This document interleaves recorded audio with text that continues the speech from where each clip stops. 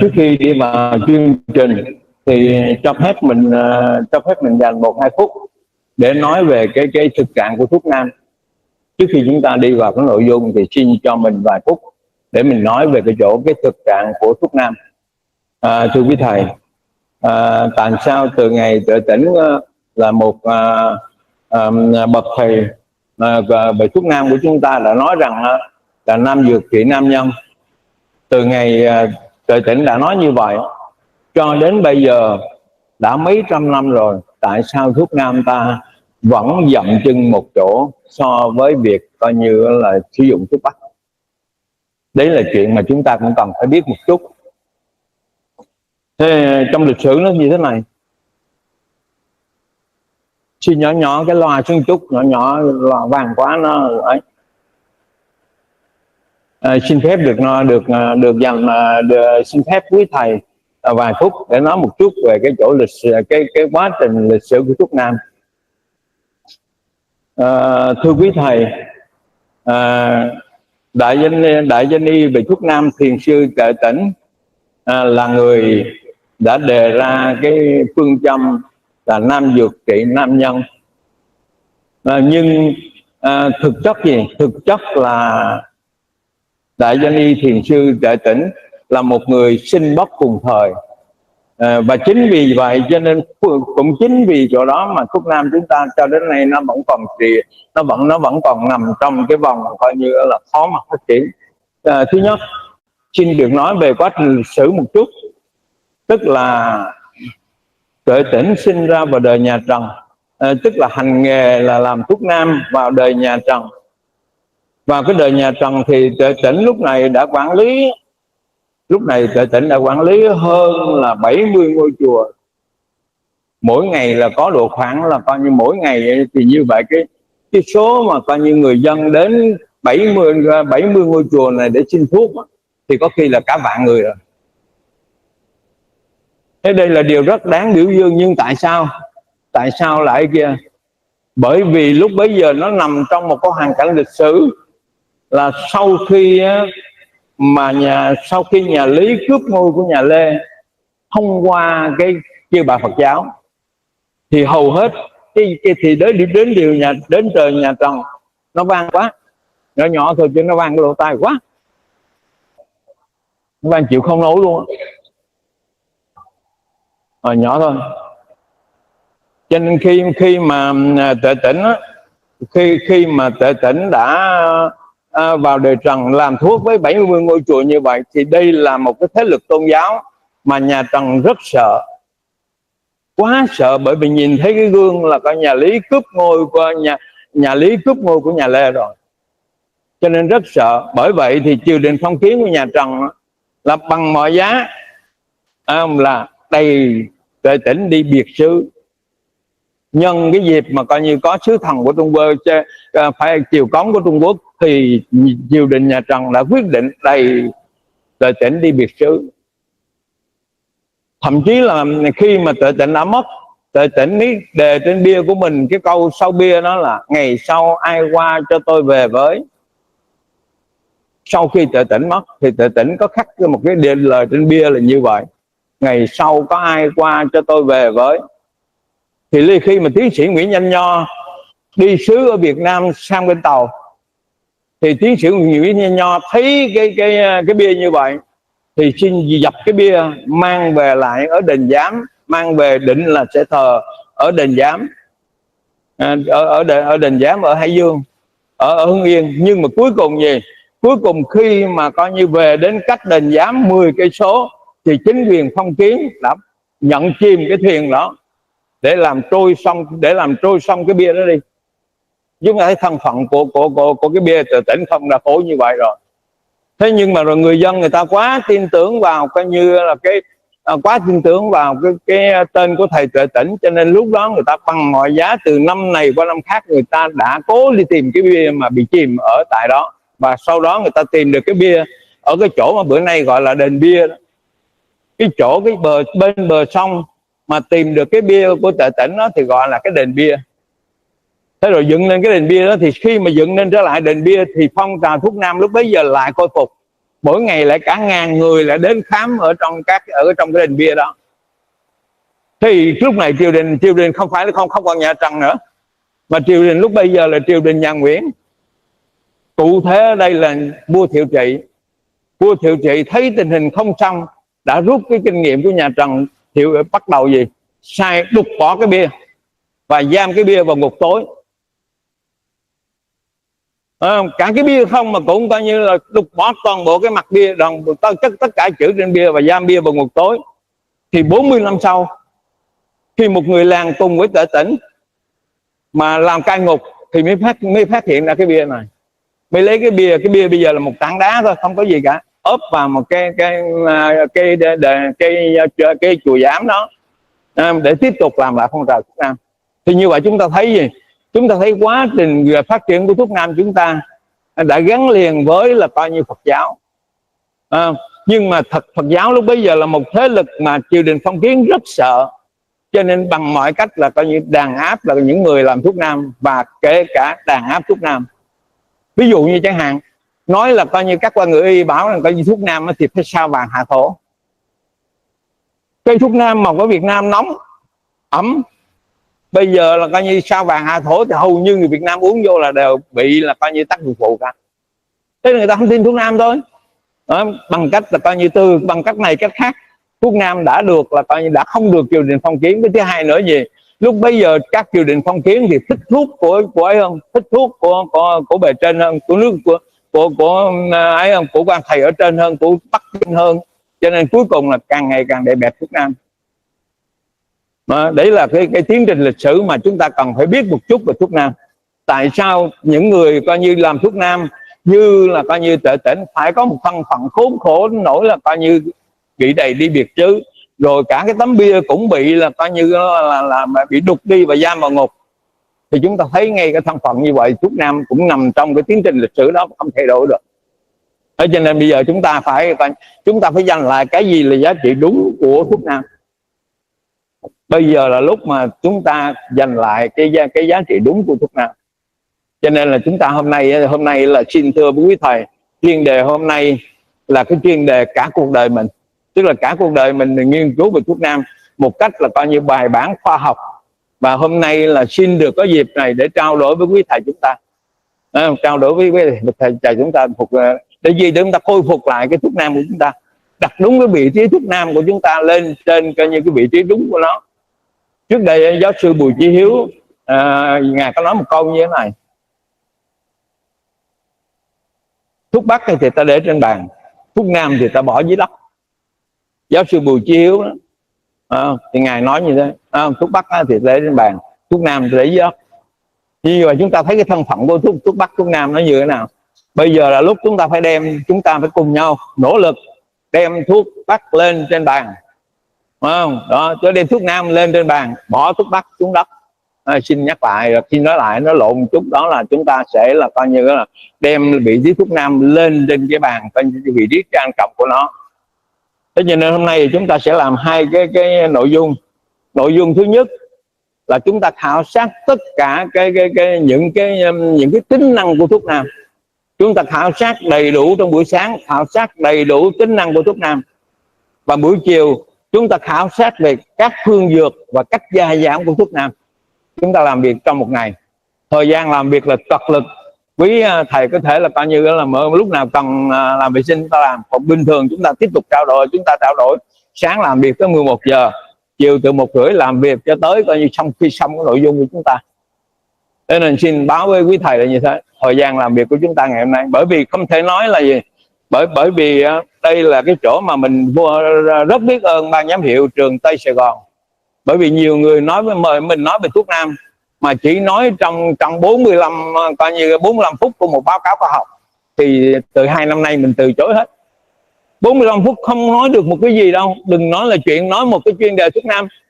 Cho nên là mình từ chối hết. Và đây là coi như lần này thì ban giám hiệu trường đã quyết định dành cho mình một ngày đủ để cho mình nói những cái chuyên đề coi như những nội dung cần thiết cho thuốc nam. Cho nên là xin coi như chúng ta mong các anh chị em các anh chị em có mặt trực tiếp ở tại hội trường, cũng như các anh chị em trên tham dự online, là chúng ta cùng nhau chúng ta dành toàn bộ thời gian để chúng ta tập trung cho cái chuyên đề của chúng ta. Thế chúng ta xin bắt đầu thưa quý thầy.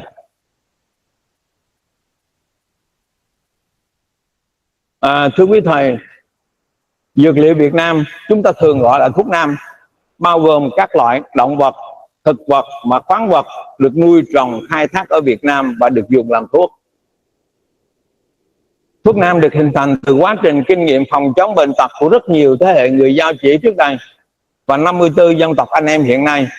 Trước đây người Việt chúng ta là một cái dân tộc đặc trưng, chúng ta có 2 ngón chân cái là khi đứng là nó giao nhau, cho nên tổ tiên của chúng ta là người Dao Chỉ.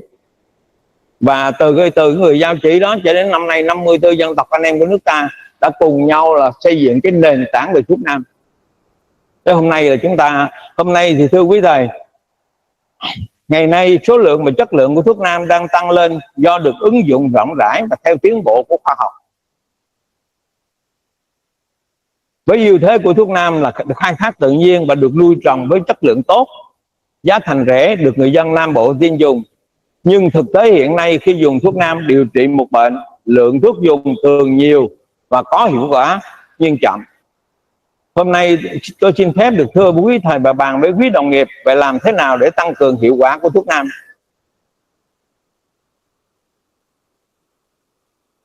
Thưa quý thầy, cốt lõi khi dùng thuốc nam, điều cần nắm vững và là cốt lõi của thuốc nam đó là chúng ta phải chú trọng tính năng của thuốc nam.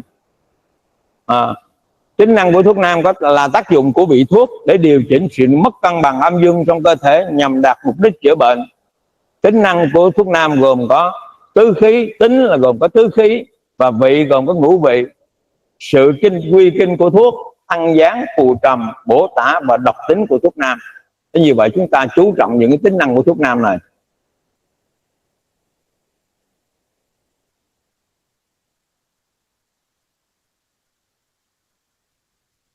Về tính của thuốc nam, thưa quý thầy, về tính của thuốc nam thì do chúng ta nói thuốc nam cho nên chúng ta dùng những cái tên của thuốc nam. Thuốc nam có mấy tính là lạnh, nóng, mát, lạnh, nóng, ấm, mát. Đó là 4 cái tính của thuốc nam.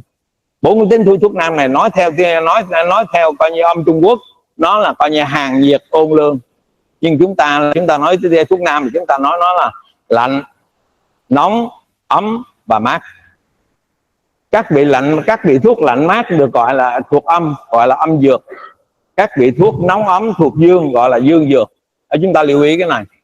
Chúng ta gọi cái âm dược hay dương dược là chúng ta dựa vào cái tính nóng lạnh của thuốc, chúng ta dựa vào cái tứ khí của thuốc. Âm dược vừa dùng để chữa chứng bệnh nóng ấm, dương dược dùng để chữa chứng bệnh rét lạnh. Trên đây là cách chữa chính trị. Cách chữa này là dùng tính vị của thuốc ngược lại với là coi như là bệnh lý, cho nên cái cách chữa này còn gọi là phản trị. Trong Hải Thượng Lãng Ông á, thì ngoài cái chính trị phản trị này, trong y tâm đỉnh, Hải Thượng còn dùng một cái pháp nữa, đó là pháp tòng trị. Ví dụ như là coi như ngoài cái chữa là coi như chính trị là phản trị đó, tức là thuốc nhiệt dùng bệnh nhiệt dùng thuốc hàn, bệnh hàn dùng thuốc nhiệt. Thì Hải Thượng chúng ta có nhiều khi bệnh nhiệt lại dùng thuốc nhiệt, tức là chữa theo nó, gọi là tòng trị, để cho dẫn hỏa quy nguyên. Đó là cái cách mà Hải Thượng chúng ta đã vận dụng. Tức là Hải Thượng ngoài cách chính trị phản trị này thì Hải Thượng Lãng Ông của chúng ta, danh nhân văn hóa thế giới của chúng ta còn dùng một cách chữa nữa, đó là tòng trị. Tức là bệnh nhiệt dùng thuốc nhiệt, bệnh hàn dùng thuốc hàn, gọi là tòng trị. Chúng ta lưu ý.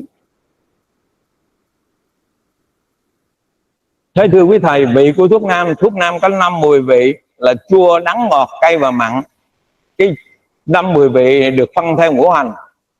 Ví dụ chúng ta nhìn bảng chúng ta thấy vị chua màu xanh thì quy vào tạng gì? Tạng phủ là tạng can phủ đốm. Khi chế thì chúng ta chế thuốc với giấm.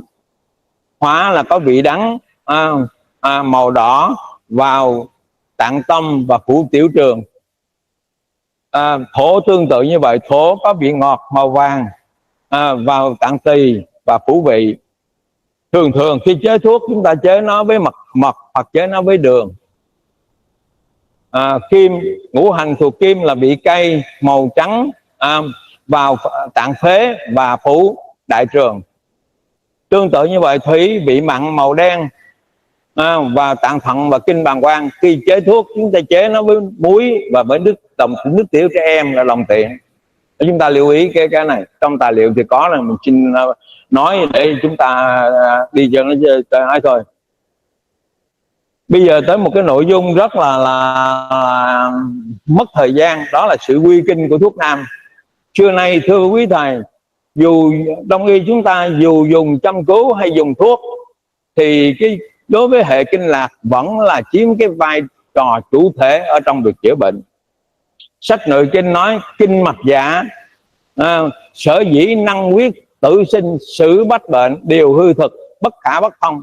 Kinh mạch là cái chỗ có thể quyết được sự sống chết, có thể là coi như có quyết đoán sự sống chết, có thể xử lý trăm bệnh, có thể điều hòa hư thực, không thể không thông. Thế như vậy dù có làm thuốc hay dù là coi như châm cứu nữa, chúng ta vẫn phải bám về kinh lạc.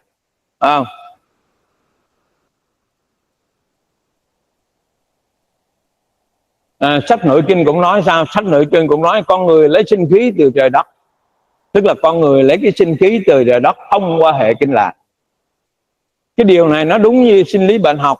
Sinh lý bệnh học là đã khẳng định là gì? Chất sống là một hệ thống lấy năng lượng, chất liệu và thông tin từ bên ngoài để dùng trong khả năng tự điều chỉnh và tái tạo. Đó, chúng tôi như vậy chúng ta thấy rõ gì?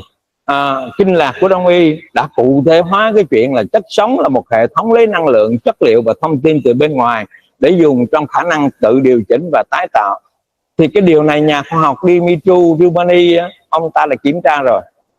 Và những ngày có bão từ thì ông ta đo điện trở trên huyệt bách hội, thì ông ta thấy rằng điện trở trên huyệt bách hội tăng lên.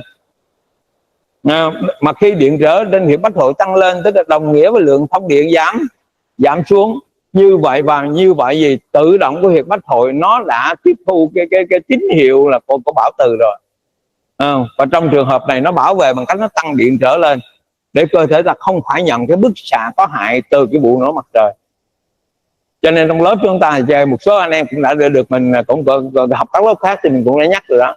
Và những ngày có bão từ là những ngày chúng ta không có châm những huyệt bách hội, để chúng ta để cho cơ thể nó tự phản ứng lại với cái chuyện là coi như là bức xạ xấu. Nếu lúc này mà chúng ta châm làm cho lượng thông điện giảm xuống thì người bệnh sẽ bị nguy cơ, sẽ bị tác động mới tới não. Chúng ta lưu ý cái này.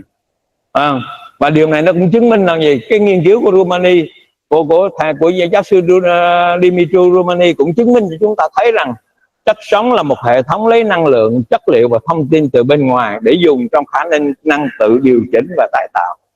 Chúng ta thấy rõ cái này. Như vậy gì?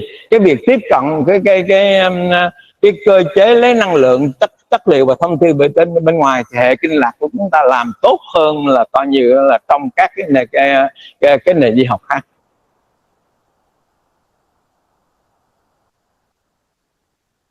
Vậy sự quy kinh là gì thưa quý thầy? Sự quy kinh của thuốc nam là bị thuốc nam đi vào và tác động đến các kinh mạch trong cơ thể. Chúng ta chú ý như thế này, đường kinh đi qua chỗ nào thì có tác dụng chữa bệnh ở chỗ đó. Cho nên người ta nói một câu, ví dụ tất cả các ngoài cái công dụng chính của nó rồi thì người ta còn nói một câu để chúng ta cập nhật, đó là gì? Kinh mạch sở quá, tức là kinh mạch đi qua cái chỗ nào chủ trị sở cập, tức là có khả năng chữa bệnh ở đó. Chúng ta lưu ý cái hệ kinh mạch này. Bằng cái câu nói đơn giản của người đời tổng kết về nội kinh, đó là kinh mạch sở quá, kinh mạch đi qua cái chỗ nào chủ trị sở cập thì có thể là chữa bệnh ở đó.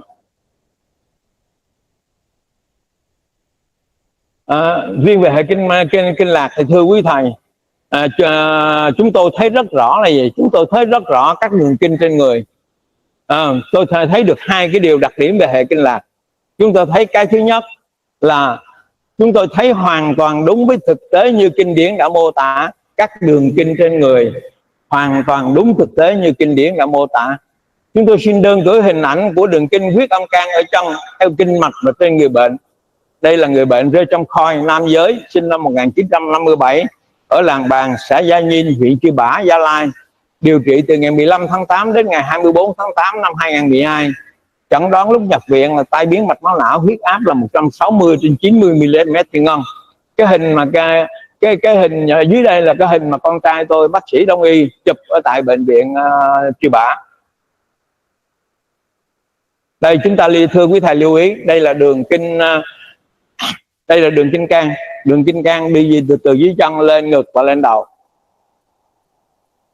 Đường kinh can đi như vậy. Và đây là đường kinh can trên giải phẫu người, trên anatomy. Chúng ta thấy rõ cái đường kinh can như thế này. Nhưng thực tế là cái đường kinh can mà khi vẽ chỗ này chúng ta thấy gì? Chúng ta thấy vẽ có mấy góc khúc, nhưng trên thực tế thì nó không có góc khúc này, nó đi trơn tru hơn nhiều. Đây chúng ta lưu ý, đây chúng ta có đường kinh là đường kinh can, phải không? Và trên anatomy giải phẫu của đường kinh can. Còn đây là hình chụp thực tế cái đường kinh can. Quý thầy thấy thực tế đường kinh can không?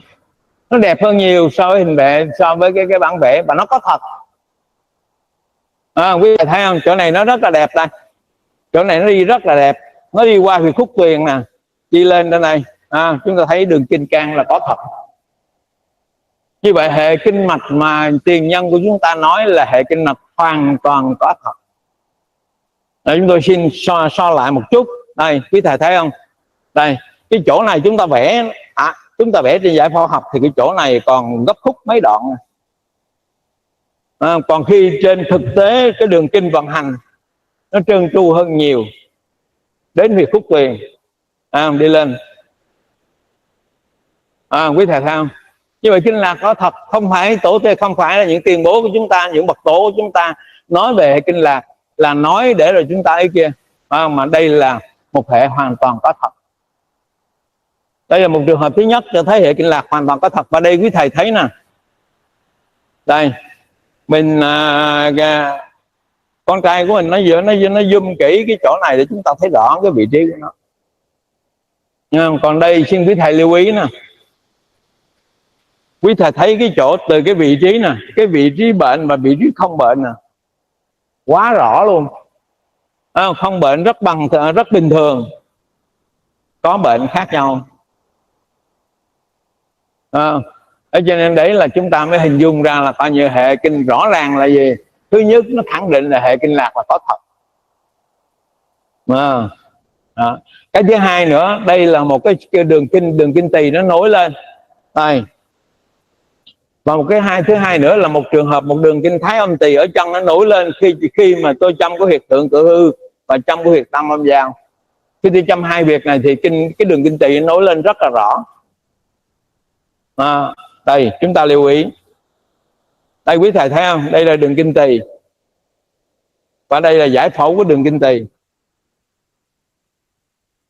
Giải phẫu cái đường đi của đường kinh tỳ. Xin quý thầy chú ý khoảng cách này, chú ý từ huyệt FB6, huyệt tam âm giao tới huyệt âm lăng tuyền FB9. Chúng ta chú ý cái này.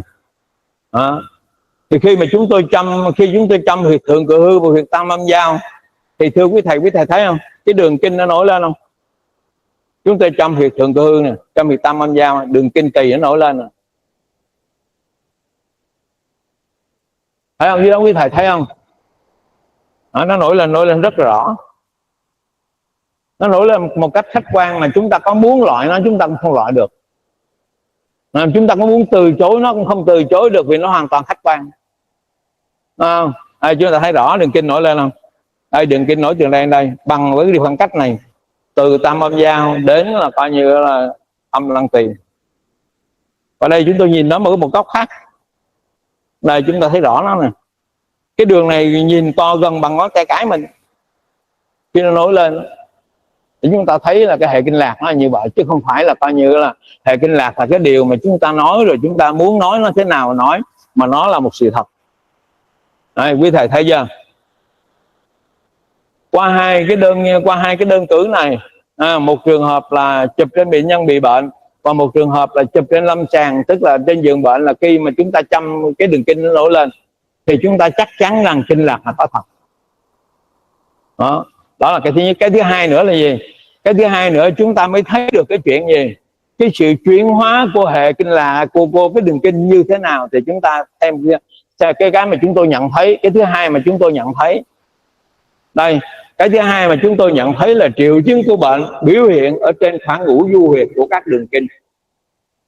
Nhớ nha, biểu hiện của bệnh biểu hiện của bệnh trên khoảng ngũ du huyệt của các đường kinh. Ví dụ như tôi đơn cử ví dụ như bệnh thống phong. Bệnh thống phong tức là bệnh gút đó. Tiếng Việt, tiếng Đông y chúng ta là bệnh thống phong. Bệnh gút mã số của ICD-10 là M10. Đó là tên mã số quốc tế của bệnh thống phong. Thế chúng ta thấy bệnh thống phong có cái đặc điểm gì thưa quý thầy? Bệnh thống phong nó có cái đặc điểm thứ nhất là nó nổi u cục. Cái u cục này gọi tên thuật ngữ y học gọi là tô phi. Nó là hiện tượng lắng động urat ở xung quanh khớp, ở màng hoạt dịch, ở đầu xương bạch sụn. Vị trí đây chúng ta lưu ý nè, vị trí u cục tô phi thấy ở trên khớp bàn ngón chân cái, các ngón khác, cổ chân, gối, khuỷu tay, cổ tay, bàn ngón tay và đốt ngón gần. Có một vị trí rất đặc biệt là trên sụn vành tay, nhưng không bao giờ thấy ở khớp háng, ở vai và ở cột sống. Như vậy chúng ta thấy rõ gì? Chúng ta thấy rõ là kinh điển, là từ kinh điển là cách đây mấy nghìn năm rồi đến bây giờ, bệnh gút là bệnh của thời kỳ mà chúng ta tạm gọi là bệnh của thời kỳ hiện đại đi, thì chúng ta thấy nó là coi như có sự tương ứng nhau. Đây chúng tôi xin quý thầy thấy chúng ta cái đặc trưng của bệnh gút thì chúng ta biết rồi, quý thầy biết rồi. Tính chất của các cái u tô phi đó là nó gì? Nó to nhỏ không đồng đều, từ vài mm mà vài mm đến nhiều cm đường kính. Nó lồi lõm, hơi chắc hoặc mềm, không di động, vì dính vào nền ở dưới không đối xứng cả và không cân đối, ấn vào không đau, được bọc bởi một lớp da mỏng, phía dưới thấy cặn trắng như phấn, đôi khi da bị loét chảy nước vàng và có chất trắng như phấn. Đó là cái tính chất của cái u tô phi. Cái biểu hiện thứ hai là biểu hiện của viêm đa khớp. Các khớp nhỏ và nhỡ bị viêm làm khớp bàn ngón chân và tay, đốt ngón gần, cổ tay, gối, khuỷu tay. Viêm có tính chất đối xứng, biểu hiện viêm thường nhẹ, không đau nhiều, diễn biến khá chậm, nhưng giáo sư, đây là điều tôi trích từ giáo sư Phạm Khuê, là giáo sư hàng đầu của cố giáo sư hàng đầu của Việt Nam về bệnh khớp, thì ngài nói thế này nè: các khớp háng, vai và cột sống không bị tổn thương. Chúng ta thấy không? Đặc biệt gì? Khớp vai không bị, khớp háng không bị, chỉ ở từ khoảng đầu gối ra ngón chân, từ khuỷu tay ra ngón tay, đó là nơi có các huyệt ngũ du của hệ kinh lạc. Chúng ta thấy là coi như vậy gì? Như vậy cái rối loạn chuyển hóa axit uric ở đây là nó do nó biểu hiện trên cái mức độ này, trên các cái chuyển hóa của các huyệt ngũ du. Và đặc biệt có một vị trí đặc biệt trên tay, đó là vị trí của đây. Chúng ta lưu ý cái vị trí trên tay. Chúng ta có đường kinh thiếu dương tam tiêu ở tay, đến tay và tô phi này chúng ta có đường kinh thiếu dương tam tiêu ở tay. Và chúng ta thấy gì? U tô phi nối ở huyệt gì? Huyệt thiên tĩnh. Hai u tô phi đối xứng nối ở huyệt thiên tĩnh ở cùi chỏ, hai tay. Và cái thứ ba, đường kinh này nó đi từ tay lên tay. Cho nên u tô phi có nổi ở tay. U tô phi đi theo đường kinh tam tiêu nổi ở tay. Quý thầy thấy là chúng ta thấy không? Nó không nổi hơn được nha, nó không nổi lên trên cái khoảng ở vai, nó chỉ nổi từ khoảng khuỷu tay ra ngón tay, tức là nơi có huyệt ngũ du của Đông y. Đó là cái đặc điểm mà chúng ta cần lưu ý. Cái thứ hai nữa, đây quý thầy thấy nè, đường kinh vị và ở chân và u tô phi. Quý thầy chúng ta thấy gì? Đây là đường kinh vị. Đường kinh vị đi từ trên mặt xuống dưới chân, đi từ kinh mặt xuống dưới chân. Và quý thầy thấy gì? Nổi ở vùng quanh huyệt túc tâm lý, ở vùng huyệt giải khê, Không? Và ở huyệt du kẻ khê ở trên là coi như ngón 2 ngón 3, tức là nơi đi của đường kinh kinh vị, huyệt lễ đoài, huyệt nội đình. Chúng ta lưu ý chưa? Quý vị thấy. Và ở đây có hiện tượng gì xảy ra chúng ta lưu ý một chút thưa quý thầy. Đường kinh vị thuộc dương thổ thừa âm thủy, cho nên biểu hiện của nó là gì? Thổ thừa thủy. Trên kinh gì? Trên kinh gì đây thưa quý thầy? Trên kinh thận. Thì dũng tiền trên kinh thận. Như vậy chúng ta thấy là sự diễn biến của các cái đường kinh đó, nó liên tục là coi như tương tác lẫn nhau. Đường kinh dương minh vị thuộc dương thổ nó sẽ lấn âm thủy, tức là sẽ lấn thận. Và chúng ta thấy đây nó tấn công ở trên huyệt là trên huyệt dũng tuyền. Bệnh này là do gì? Bệnh này là do chuyển hóa ở trên kinh vị thừa, tức là lấn át cởi lên trên kinh thận. Cách chữa mà chúng ta cần phải biết lúc này, nhìn trên kinh lạc trống chúng ta biết chẩn đoán là gì? Phải châm tả kinh vị là dương thổ, châm bổ kinh thận là âm thủy. Nhìn không là chúng ta biết cách chữa rồi. Uống thuốc cũng vậy. Uống thuốc này chúng ta phải dùng thuốc thanh vị. Nếu ai không biết bài gì thì nhớ cái bài thanh vị tán, gõ lên cái bài thanh vị tán là nó hiện ra, rồi hợp dụng với cái bài gì? Bài lục vị hoàng là chữa được cái bệnh này. Thấy không? Quý vị thấy là coi như từ cách dùng thuốc, cách chẩn đoán cho đến cách là coi như sử dụng cái việc thuốc hay là châm cứu, chúng ta đều dùng được, dùng nhất quán dựa trên là coi hệ kinh lạc. Thưa quý thầy, chúng ta tiếp tục ạ. Đây là đường kinh Thái Dương bàng quang ở chân và u tô phi. Nó quý vị thấy không? Nó cũng không diễn ra ở gì ở đâu, nó chỉ diễn ra ở vùng mắt cá ngoài, kinh bàng quang. Đây, mắt cá ngoài, kinh bàng quang. Và nó diễn ra ở chỗ này. Vì sao nó diễn ra ở chỗ này thưa quý thầy? Vì sao nó diễn ra ở chỗ này? Đây là nơi có huyệt du. Mà tí nữa chúng ta sẽ khảo sát là tại sao nó là nổi u ở đây. Là bởi vì ở đây là nơi có huyệt du, sở chú vi du. Tất cả mọi việc dồn lại ở trên huyệt du. Thế như vậy gì? Như vậy quy luật của bệnh gút không thể tách rời cái khoa học của kinh lạc, đúng không? Có ai có phản biện cái này không? Không phản biện không? Đúng rồi, nó là như vậy thôi. Ở đây chúng ta thấy cái gì? Quý thầy thấy nè, đây là kinh bàng quang, đây là dương thủy. Ở đây có biểu hiện ở khớp bàn ngón chân. Khớp bàn ngón chân có biểu hiện của nó. Khớp bàn ngón chân này là thuộc kinh gì? Kinh tỳ. Đây là mối quan hệ giữa thổ và, cũng là mối quan hệ giữa thổ và thủy, nhưng mối quan hệ giữa gì? Giữa Thái Dương bàng quang và Thái âm tỳ. Đây, Thái Dương bàng quang đây, và Thái âm tỳ đây. Dễ không quý thầy? Như vậy chúng ta sử dụng gì? Khi chúng ta biết về hệ kinh lạc, chúng ta biết được cái gì? Cái rối loạn chuyển hóa này nó diễn ra trên đường kinh nào. Và chúng ta biết cách điều trị nó. Khi biết cách điều trị nó bằng châm cứu thì chúng ta cũng đồng thời biết cách điều trị nó bằng thuốc, đúng không? Chúng ta lựa chọn bài thuốc, không chuyện gì khó cả. Và chúng ta điều chỉnh nó bằng thuốc. Thì đó quý thầy thấy là cái đường kinh thứ hai, đường kinh Thái Dương bàng quang ở chân và u tô phi. Ở đây đường kinh thiếu âm thận và đường kinh Thái âm tỳ ở chân và tô phi. Đây chúng ta thấy đường kinh thiếu âm thận đây, và đường kinh Thái âm tỳ. Hai đường kinh này chúng ta thấy đây gì? Thận ở đây, huyệt dại khê cũng bị. Ở đây cũng bị. Ở đây chúng ta thấy cũng bị. Như vậy gì? Trong như vậy cái diễn biến của bệnh rối loạn chuyển hóa nó diễn ra ở trong khoảng là ngũ du huyệt. Nó diễn biến ở đâu? Diễn biến trên kinh lạc. Và chỗ nào trên là coi như ngũ du huyệt. Quý thầy thống nhất với mình không? Đó, về mặt ta nhiên chúng ta sử dụng như vậy. Như vậy qua đây chúng ta thấy gì thưa quý thầy? Qua đây chúng ta thấy là chúng ta cần phải lược qua một chút. Có tốn thời gian quý thầy không? Khi chúng ta phải dẫn đi mà coi như nó đi theo cái đường vòng của nó như thế này.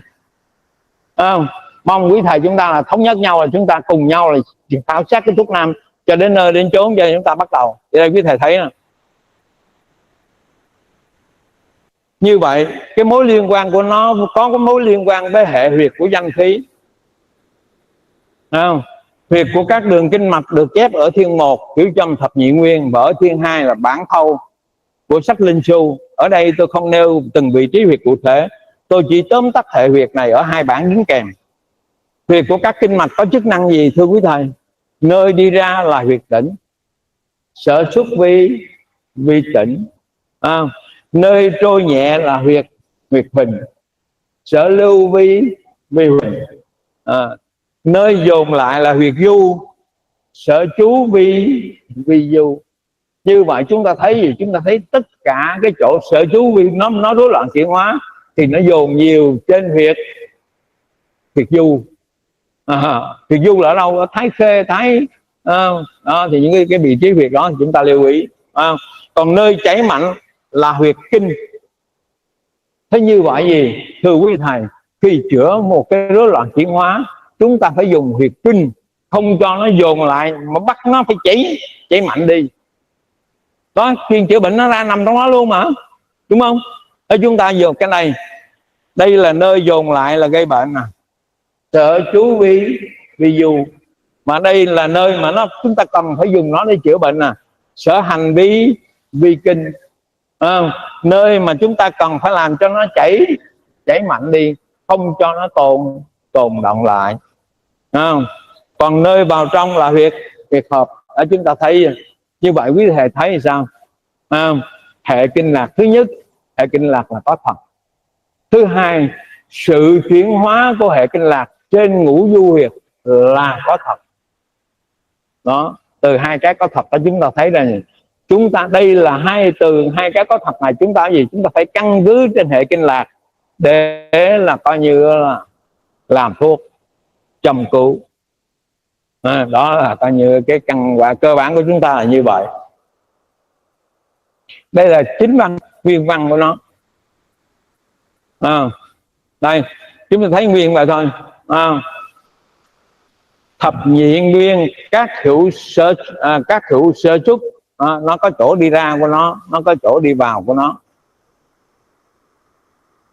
Đây thưa quý thầy thấy không? Chúng ta có cái hệ huyệt của các huyệt ngũ du. Hệ huyệt các huyệt ngũ du này chúng ta thấy rõ gì? Tĩnh là nơi đi ra, huỳnh là nơi chảy nhẹ, du là nơi dồn lại, sở chú vi du. Kinh là nơi chảy mạnh, sở hành vi kinh, và cuối cùng là sở nhập vi hợp. Đó. Cái bản này là gì? Cái bản này nói về cái cơ chế của tại sao các cái rối loạn chuyển hóa diễn ra ở trong khoảng ngũ du của các đường kinh. Đây là bản ngũ du của các đường kinh dương, và đây là bản ngũ du của các đường kinh âm. Cũng vậy. Nhưng xin quý thầy lưu ý nè,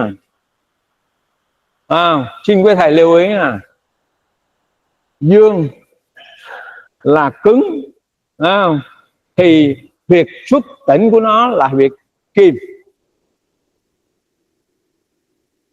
Lưu ý cái này nha. Chúng ta cần phải lưu ý một chút, đó là gì? Đó là kinh dương, mà dương thì cứng chắc nóng, cho nên là kinh dương thì cái nơi nó đi ra là gì? Là huyệt kim. Đi ra trên gì? Nó đi ra trên kinh thiếu dương đốm là huyệt, đó, nó đi ra là huyệt kim, là huyệt thiếu âm. Nó đi ra trên kinh thiếu dương tiểu trường là huyệt kim, huyệt thiếu trạch. Nó đi ra ở trên đường kinh vị ở chân là huyệt lễ đoài, là huyệt thuộc kim. Tất cả những cái huyệt tĩnh của kinh dương là cứng, là chắc, là nóng, thì nó là bắt đầu từ ngũ hành tĩnh là thuộc kim. Từ cái ngũ hành này mà cái đường đi ra này chúng ta hoàn toàn theo nội kinh. Và có một số người không lập sắc nội kinh đó, thì chích cái bản này không đầy đủ. Đây bây giờ đường kinh âm, âm thì sao? Âm thì mềm thì tối, mềm tối, và đây là lạnh, mềm tối lạnh, cho nên việc tỉnh, việc đi ra của kinh âm là thuộc mộc. Lưu ý nha. Như vậy chúng ta có việc gì? Chúng ta có việc kinh dương đi ra là cứng, là huyệt kim. Kinh âm nơi nó đi ra là mềm thuộc mộc. Chúng ta có đó, quý thể không? Gần như tất cả hệ kinh lạc đều được nêu ra trong chỗ đó. Thế bây giờ nói về như vậy gì? Như vậy thì quý thầy thấy cái tầm quan trọng của hệ kinh lạc rồi, và không có cách nào khác. Chúng ta không có thể bỏ qua cái việc khảo sát hệ kinh lạc khi chúng ta muốn làm thuốc tốt. Bây giờ không thể bỏ qua được. Bây giờ chúng ta phải đi tuần tự đi trên hệ kinh lạc một chút. Nhiệm vụ của chúng ta là gì? Nhiệm vụ của chúng ta là cùng nhau thống nhất cái gì là quan trọng để làm tốt thuốc nam. Yêu cầu cơ bản của chúng ta là cái gì mà chúng ta phải coi như phải khảo sát nó để làm tốt cái việc thuốc nam. Thế thì thưa quý thầy, đường tuần hành của kinh mạch, thì đường tuần hành của kinh mạch không phải là chúng ta thấy rồi. Chúng ta thấy hồi nãy từng đường kinh nó đi theo sách nội kinh, và bây giờ chúng ta biết các cái bước sống của nó đi cũng theo nội kinh. Nội kinh là một cuốn sách đã viết cách này là coi như khoảng hơn 1000 năm rồi, có thể gần 2000 năm rồi. Thế như vậy chúng ta thấy. Thế như vậy gì? Trong Linh Khu quyển 4 thiên 16 doanh khí thì 12 đường kinh và 2 mạch nhâm đốc vận hành theo thứ tự của 3 bước sống hình sinh. 3 bước sống hình sinh đó là gì? Bước sống thứ nhất là thái âm và dương minh. Nó sẽ bắt đầu từ thái âm phế ra dương minh đại trường ở tay, và theo kinh dương minh vị ở chân về kinh thái âm tỳ ở chân. Bước thứ nhất là thái âm. Bước thứ nhất là thái âm. Thì chúng ta cần hiểu này, thái âm là âm thịnh. Bước thứ hai là bước thứ hai là từ thiếu âm tâm ở tay sang thái dương tiểu trường ở tay, rồi theo kinh thái dương bàng quang ở chân lên đến kinh thiếu âm thận vào kinh thiếu âm thận ở chân. Thì như vậy bước sống thứ hai này là bước sống thiếu âm. Lưu ý, thiếu âm là âm mới sinh ra. Hồi nãy là thái âm là âm thịnh, còn bây giờ là thiếu âm là âm mới sinh ra. Rồi bước sống thứ ba thì thưa quý thầy, đó là bước sống quyết âm. Quyết âm là bước sống âm tận, quyết là tận. Thế chúng ta có quyết âm, bắt đầu từ bước sống thứ ba, bắt đầu từ quyết âm tâm bào lạc ở tay ra kinh thiếu dương tam tiêu ở tay, theo kinh thiếu dương tam tiêu, theo kinh thiếu dương đổm ở xuống chân, rồi theo kinh quyết âm can ở chân về lại ở trên ngực. Để chúng ta thấy rõ đây là 3 bước sống hình sinh. Như vậy bằng cách nào mà những người xưa người ta khảo sát, người ta biết được đây là bước sống là coi như là của bức xạ, và bước xạ này nó ảnh hưởng theo cái hình sinh. Thì đấy là chuyện mà ngày nay chúng ta cũng hơi ngạc nhiên, nhưng mà tôi chỉ cho rằng chuyện này cũng đúng thôi. Đó, thì bây giờ chúng ta khảo sát kỹ từng bước sống thưa quý thầy. Đây chúng ta có bước sống thứ nhất từ thái âm phế ở tay, từ thái âm phế ở ngực đây đi ra tay, theo kinh theo kinh dương minh đại trường về mũi, từ mũi theo kinh dương minh vị đi xuống chân, từ chân theo kinh là thái âm tỳ lên ngực. Bước sống thứ nhất. Bước sống thứ hai bắt đầu từ thiếu âm tâm ở tay, đi ra tay, theo kinh thái dương tiểu trường xuống mắt, từ mắt theo kinh thái dương bàng quang xuống chân, rồi theo kinh thiếu âm thận về ngực. Hoàn tất bước sống thứ hai. Bước sống thứ ba bắt đầu từ quyết âm tâm bào ở ngực ra tay, theo kinh thiếu dương tam tiêu về mắt, từ mắt theo kinh thiếu dương đổm xuống chân, và theo kinh quyết âm can về lại mạch nhâm mạch đốc. Hoàn tất bước thứ ba. Quý thầy thấy không? Đó, cái hệ kinh lạc trong người ta Chúng ta có muốn nó cũng đi như vậy. Cho nên chúng ta lưu ý nè, có nhiều người không biết cái cách coi như hệ kinh lạc này đi, thì châm nó còn vẽ là gì? Vẽ là châm ngược chiều đường kinh hay châm thuận chiều đường kinh. Xin thưa, có muốn nó cũng cứ đi theo chuyện đó. Nó có cần biết là ông thầy thuốc ông làm cái gì để ông điều khiển nó? Không điều khiển được. Cho nên là làm ơn đừng có châm ngược chiều đường kinh, đừng có châm theo chiều đường kinh gì cả, không? Là cứ châm đúng đường kinh là được. Làm ơn, bởi vì không khảo sát đủ hệ kinh lạc rồi nói là châm ngược chiều đường kinh, châm theo chiều đường kinh. Chúng ta có muốn làm ngược nó cũng không thể ngược được, bởi vì sự sống ta cần cái điều mà nó đi thuận như thế này. Lưu ý cái này chứ không thôi là coi như tự vẽ ra. Hậu thế vẽ nhiều chuyện lắm, và có những chuyện vẽ rất là bừa bãi, thì cái đó khẳng định với nhau là không có duy trì cái lối này được. Phải nhìn thẳng thừng với nhau về trong trực giác của chúng ta là nó thẳng nhau như vậy thôi. Rồi đây bây giờ chúng ta khảo sát cái này, thưa quý thầy. Chúng ta khảo sát cái thời gian là một chút, cái thời gian mà nó đi đây một chút. Như vậy người xưa đã tính được gì? Đã vẽ được đường đi, và người xưa tính được cái thời gian của cái đường đi đó. Bây giờ chúng ta tính theo người xưa nghe thưa quý thầy. Đây, từ kinh phế đến hết cái chu kỳ này, tức là đi đủ tất cả coi như 12 đường kinh, thì nó sẽ có nó yêu cầu một thời gian là gì? Một thời gian là 2 khắc. Bởi vì một ngày một đêm, chúng ta có một ngày một đêm thưa quý thầy. Một ngày một đêm chúng ta có 100 khắc. Và một ngày một đêm thì nó đi được 50 vòng này. 50 vòng đi như thế này. Tức là như vậy thời gian một vòng đi là 2 khắc. Đúng không? Đúng như nào? Đúng rồi, chúng ta có muốn nó cũng đi như vậy. Chúng ta không muốn nó đi như vậy, nó cũng đi như vậy. Thế nhưng ta lưu ý là gì? Cái thời điểm từ bắt đầu một chu kỳ của một đường kinh này, nó sẽ bắt đầu coi như là đến khi chấm dứt cái đi qua 12 đường kinh mạch là mất 2 khắc. Một ngày một đêm nó đi 50 vòng như vậy. Một ngày một đêm đi 50 vòng như vậy. Và mỗi vòng là 2 khắc. Chúng ta có một ngày một đêm là 100 khắc.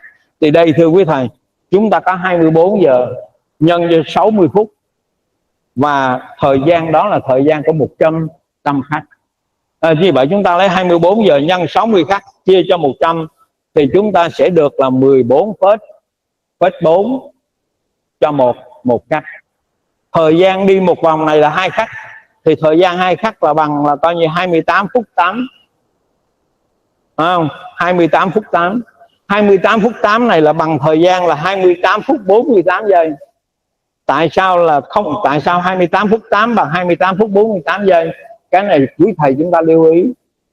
Bởi vì đây là bộ số của 60 trong thời gian, chứ không phải bộ số 100 trong toán học. Quý thầy hình dung ra đó chưa? Cho nên là chỗ đây nó sẽ gì? Trên chỗ đây là 8 này là 8 của lần 60. 8 lần 60 là 48 giây. 0,8 của một phút là bằng 48 giây. Thế như vậy chúng ta có thời gian đi một chu kỳ này là 28 phút 48 giây. Và đây là thời gian bắt buộc cái gì thưa quý thầy? Đây là thời gian bắt buộc để chúng ta liêu kim. Khi chúng ta dùng thể châm, chúng ta liêu kim thì tối thiểu thời gian liêu kim phải là 28 phút 48 giây. Bởi vì lúc đó kinh mạch nó đi tròn một vòng, nó mới thể hiện cái tác dụng mà người thầy thuốc đã tác dụng trên cơ thể bệnh nhân. Chúng ta không thể là vội vàng mà chúng ta lấy kim trước cái thời điểm 28 phút 48 giây này. Xin lưu ý cho cái này. Đó là thời gian mà. Và đây cũng là thời gian gì thưa quý thầy? Đây là thời gian chúng ta bắt mạch lại sau khi nếm thuốc. Chúng ta bắt mạch lại sau khi nếm thuốc. Bởi vì chúng ta hoàn toàn có thể là coi như biết một cái vị thuốc nó đi vào đường kinh mạch nào, chúng ta sắc vị thuốc nó lên. Trước khi uống chúng ta bắt mạch các cái huyệt du của các đường kinh, chúng ta ghi lại. Xong rồi chúng ta sắc thuốc đúng liều lượng của vị thuốc đó chúng ta uống. Uống xong chúng ta chờ bao lâu thưa quý thầy? Chúng ta chờ 28 phút 48 giây. Lúc đó là coi như thuốc nó mới chuyển, chậm hơn một chút nữa càng tốt. Tức là lúc đó cái thời gian cho là coi như cái tác động qua men tiêu hóa nó qua, rồi sau đó chúng ta bắt mạch lại trên coi như ngủ trên các cái huyệt coi như trên các đường kinh, thì chúng ta thấy thế nào? Cái đường kinh hồi nãy nào nó yếu, bây giờ nó mạnh lên, là thuốc đi vào đường kinh đó. Đó là tính quy kinh của Đông y. Trưa nay chúng ta cứ bảo cái tính vị quy kinh nó khoa học, nó rất là khoa học của quý thầy, rất là khoa học chứ không phải bình thường. Bởi vì chúng ta có hai cái, bởi vì Tây y có hai cái trường hợp làm ấy, người ta làm về lâm sàng về dược. Đó là một là người ta làm trong gì?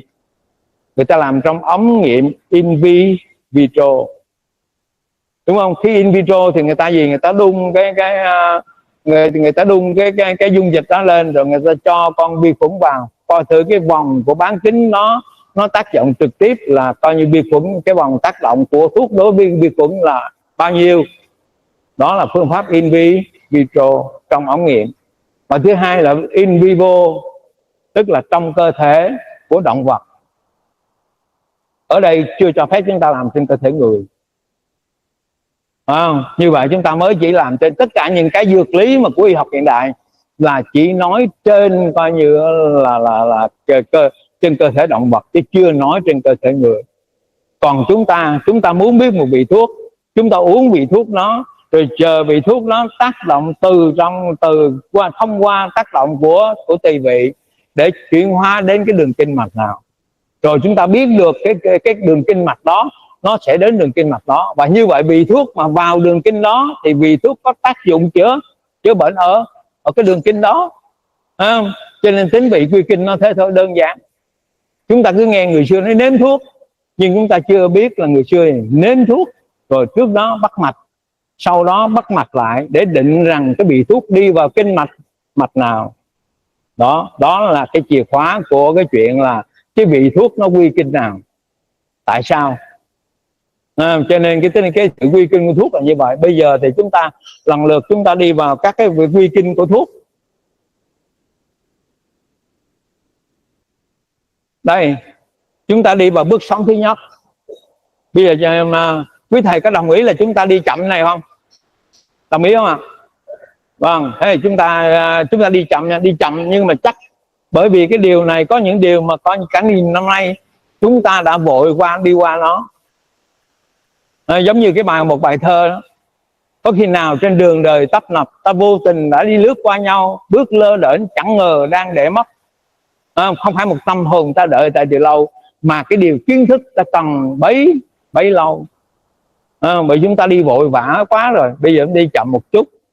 Đây chúng ta, thưa quý thầy, chúng ta bắt đầu ở bước sống thứ nhất, tức là đường kinh Thái Âm và Dương Minh. Đây, Thái Âm và Dương Minh. Ở đây có cái gì thưa thầy? Ở đây có nè, ở đây chúng ta có đơn vị thời gian. Chúng ta có nè, Phế Dần 3 giờ, Đại Mão 5 giờ. Vị, đây vị nè, vị Thìn Kinh, Tỳ Tỵ, Tâm Ngọ. Chúng ta có cái trục thời gian này. Quý thầy thấy không? Chúng ta có trục thời gian này. Thế thưa quý thầy, cái trục thời gian này từ đâu mà có? Hồi nãy thì trên cái bảng kia nó nhỏ, thì bây giờ ta tách ra, ta phải ghi đủ yếu tố thời gian của nó. Tức yếu tố thời gian của là coi như cái khuôn thời gian của hệ kinh lạc. Thì chúng ta có Phế giờ Dần, Đại Trường giờ Mão, Vị giờ Tỳ, giờ Thìn, Vị giờ Thìn, Tỳ giờ Tỵ, Tâm giờ Ngọ. Chúng ta có các cái giờ như vậy. Thế giờ chúng ta khảo sát cái yếu tố giờ này đúng hay sai. Chúng ta khảo sát luôn cái chuyện này. Khung giờ của địa chi theo văn khí, thưa quý thầy, do mức độ phổ cập của thiên văn lúc bấy giờ rất hạn chế, cho nên người xưa chưa thể tính chính xác mặt trời mọc để thực hành đầy đủ thời châm cứu theo văn khí và vệ khí. Ngày xưa không tính được cái giờ mặt trời mọc, cho nên là coi như là nửa cái bộ sách nội kinh đã không được dùng đến. Bởi vì cái nửa nó muốn biết cái nửa, muốn dùng được cái nửa đó phải gì? Phải biết cái giờ mặt trời mọc. Còn bây giờ chúng ta sống ở một cái thời đại công nghệ 4T, chúng ta chỉ cần móc điện thoại thông minh ra, bấm vào thời tiết, kéo lên là thấy ngày hôm nay mặt trời mọc ở thành phố Hồ Chí Minh là bao nhiêu. Quý thầy thử tôi xem có không. Lấy điện thoại di động của mình bấm vào thời tiết, kéo lên coi thử là hôm nay mặt trời mọc ở tại thành phố Hồ Chí Minh là bao nhiêu. Có mà. Ai bật lên trước làm ơn đọc dùm giờ mặt trời mọc tại thành phố Hồ Chí Minh là bao nhiêu.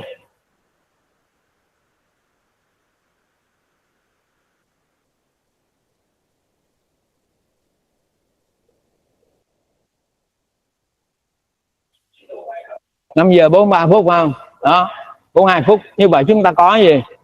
Chúng ta dễ dàng là chúng ta thời ngày nay chúng ta không phải tính gì cả. Còn ngày xưa tiền bối chúng ta không tính được. Không tính được cái giờ mặt trời mọc. Bởi vì sao? Bởi vì cái giờ mặt trời mọc đó là giờ vệ khí bắt đầu ở tại Việt Tinh Minh.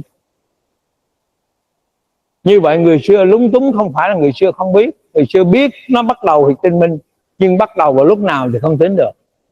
Chỉ có chúng ta những con người của thời công nghệ 4T, chúng ta biết chắc là 5 giờ 42 phút không? 5 giờ 42 phút là vệ khí bắt đầu đi ở Việt Tinh Minh. Như vậy có những kiến thức mà nội kinh nói nhưng phải cả ngàn năm sau mới được phổ cập. Thế đấy là nói về thời điểm mặt trời mọc. Còn nói về cái thời theo gì cái thời điểm mặt trời mọc.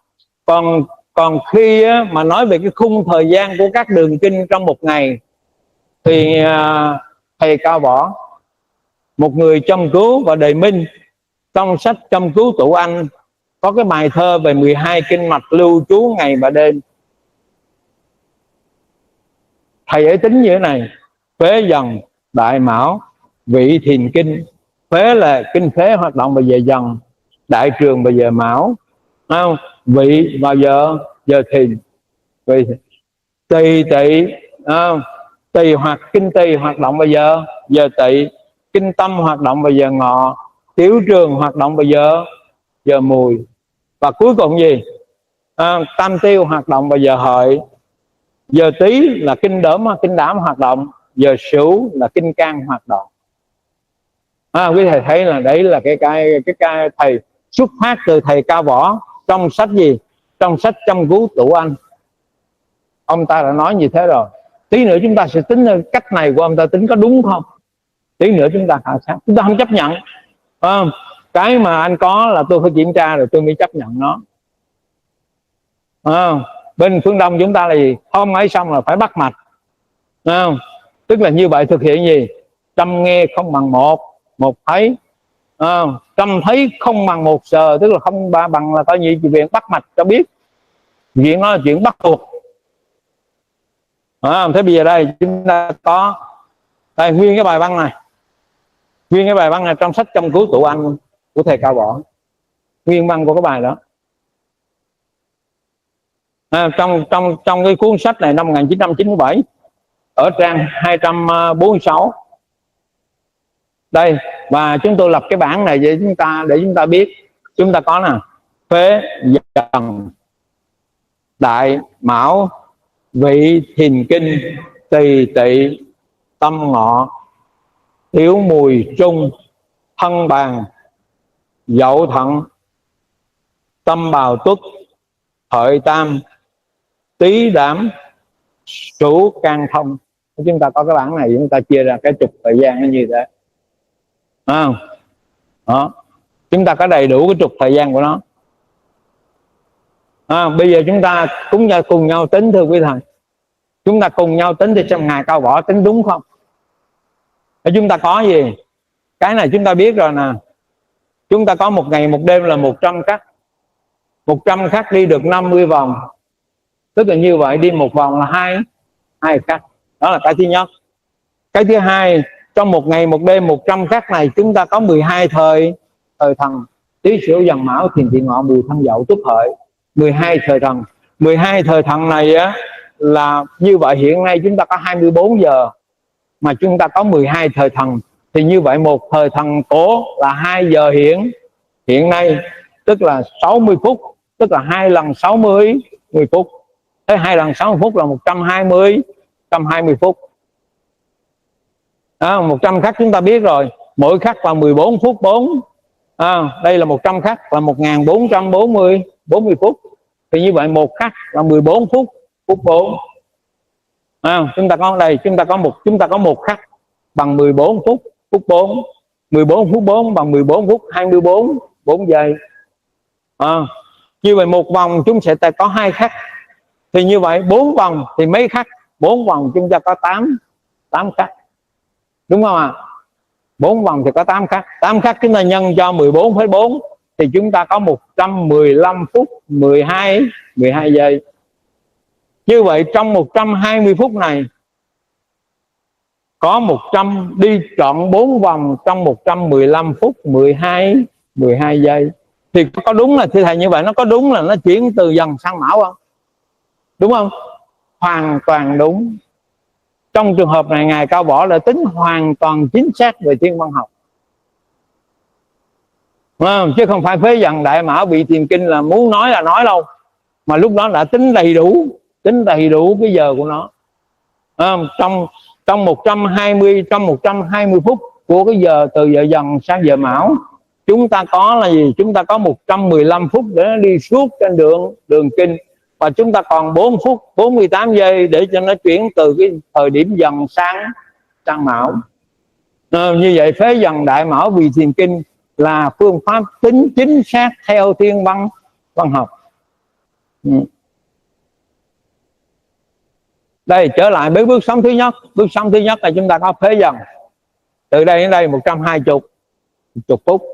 Chúng ta có từ đây đến đây là 115 phút 12 giây, giao nhau với chỗ này là 4 phút 48 giây để rồi đi tiếp cái chỗ này. Mọi người thấy rõ chưa? Đó, chúng ta thấy rõ là hệ kinh lạc nó đi chính xác đến từng phút và từng giây luôn. Thế bây giờ đây thưa quý thầy, đây chúng ta lần lượt chúng ta khảo sát các đường kinh nó đi. Chúng ta khảo sát các cái đường kinh của cái bước sống này, của cái bước sống Thái Âm Dương Minh này. Chúng ta khảo sát. Đây chúng ta có 4 đường kinh.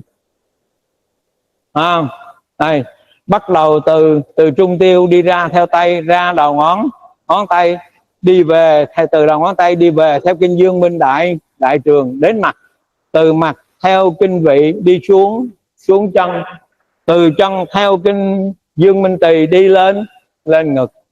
Bước sống thứ nhất. Đây là bước sống thứ nhất. Quý thầy thấy không? Đây cái logic của nó đi không? Đây chúng ta thấy các bước đi của nó như vậy. Thế bây giờ ở đây chúng ta dừng lại một chút ở chỗ đây. Chúng ta nói về cái tính hiện đại của nó, hay nói khác là chúng ta kết hợp với cái thần kinh học của Tây xem kết hợp như thế nào. Chúng ta có đây, chúng ta có 4 cái đường kinh, chúng ta kết hợp với thần kinh học như thế nào. Thần kinh học thì nói rõ như thế này. Thần kinh học thì hệ vận động đi từ não ra tay, đúng không? Thần kinh học thì nói hệ vận động đi từ não ra tay, khiến tôi có dùng cái não tôi điều khiển cái tay tôi cầm micro. Thì đây là coi như là cái vận động này là vận động gì? Vận động. Còn khi tôi ngứa mà tôi cà cái micro lên trên tay mà tôi có cảm giác là đã ngứa, thì cảm giác này đi từ da về, đi từ ngón tay về não. Đường này là đường cảm giác hướng tâm. Lưu ý nha. Thế như vậy về mặt thần kinh học chúng ta có 2 đường. Đường thứ nhất là đường vận động ly tâm, đi từ não ra chi. Và đường thứ hai là đường cảm giác hướng tâm, đi từ chi về não. Thế ở đây có sự gì khác nhau thưa quý thầy? Có cái gì khác nhau? Như vậy ở đây kinh phế là gì? Kinh phế là chủ vận động hay chủ cảm giác? Kinh phế là chủ vận động hay cảm giác thưa quý thầy? Kinh phế chủ vận động, vì đường kinh phế trùng với là sự vận hành của thần kinh vận động đi từ trung ương ra tay. Còn kinh đại trường là chủ cảm giác, bởi vì dẫn truyền cảm giác từ đầu chi về não. Và sự khác nhau ở đây tiếp tục gì? Tiếp tục là như vậy. Ở chân thì sao? Ở chân kinh Dương Minh Vị thế nào? kinh dương minh vị, đi từ coi như trung ương đi ra ngón chân. Như vậy cái ở chân thì đường kinh dương minh vị là đường vận động, thần kinh vận động. Và đường kinh thái âm tỳ đi từ đầu chi về, đi từ đầu chi về về não. Đường kinh thái âm tỳ là đường cảm giác. Như vậy chúng ta rút ra trong bước sống này, chúng ta rút ra một kinh nghiệm gì thưa quý thầy?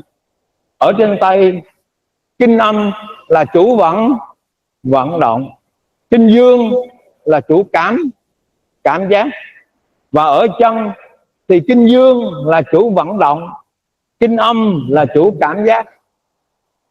Bấy lâu chúng ta không để ý phải không? Ít để ý, nhưng chúng ta vẫn làm chăm cứu. Thì bây giờ chúng ta cần phải để ý kỹ hơn để làm chăm cứu tốt hơn, đúng không? Bấy lâu chúng ta không để ý. Như vậy thì bây giờ chúng ta làm thế nào thưa quý thầy? Đây, khi chúng ta xoa bóp một bệnh nhân bị liệt tay thì chúng ta sẽ xoa bóp các kinh âm từ trong ra ngoài. Chúng ta xoa bóp nè, từ trong ra ngoài. Đây, chúng ta xoa bóp từ trong ra ngoài khi muốn coi như khôi phục vận động.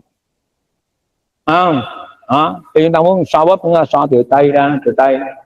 Và khi mà chúng ta muốn tăng cường cảm giác thì chúng ta phải làm gì? Đây, khi chúng ta muốn tăng cường cảm giác thì chúng ta phải coi như là từ xoa bóp từ đầu chi về tay. Thế cụ thể thì như thầy, cụ thể thì quý thầy thấy như thế này. Đây, tôi xoa bóp tôi xoa bóp cái tay ấy, cái tay trái vận động thì tôi xoa này nè, ra vào, xoa ra nè, vào này, cảm giác, vận động, xoa ra, cảm giác, xoa vào. Đó. Thế như vậy chúng ta lựa chọn là gì thưa quý thầy? Chúng ta lựa chọn là khi bị liệt trên tay, chúng ta sẽ châm 3 kinh âm trên tay để khôi phục vận động. Còn ngược lại ở chân thưa quý thầy, ở chân chúng ta tiếp tục.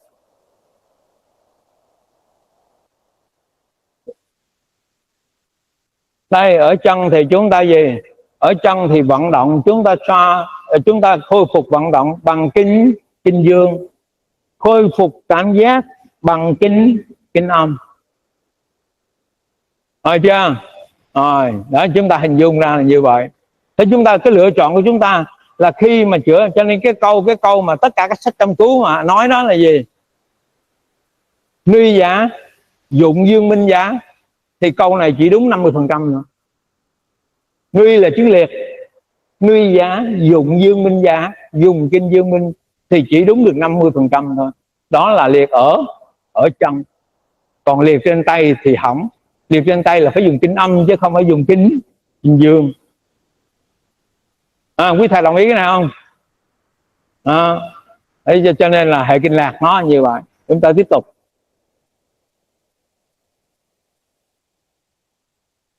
Đây là chúng ta tiếp tục. Chúng ta hiện nay thì nó như thế này. Hiện nay thì nhiều sách chăm cứu, sách chăm cứu nói viết nhiều lắm, nhưng không sách nào là coi như đi vào gốc của nó, là đường kinh nó đi như thế nào. Nó đi trong cái chỗ là cái gốc này xuất bản từ đâu, và khi nói nó xuất phát từ đâu, và khi nói thì nói đúng có chính văn của nó. Thì hầu hết tất cả các sách chăm cứu hiện nay đều diễn thôi, chứ không phải là dịch. Dịch là chúng ta phải có nguyên văn, phải có văn bản chính, rồi phải có kia để biết, người ta biết là mình dịch sai hay đúng. Còn tất cả sách chăm cứu hiện nay đều diễn cả. Mà diễn thì nó lắm sự sai lắm. Đây chúng ta thấy cái đường kinh này, chúng ta thấy đây đường kinh này.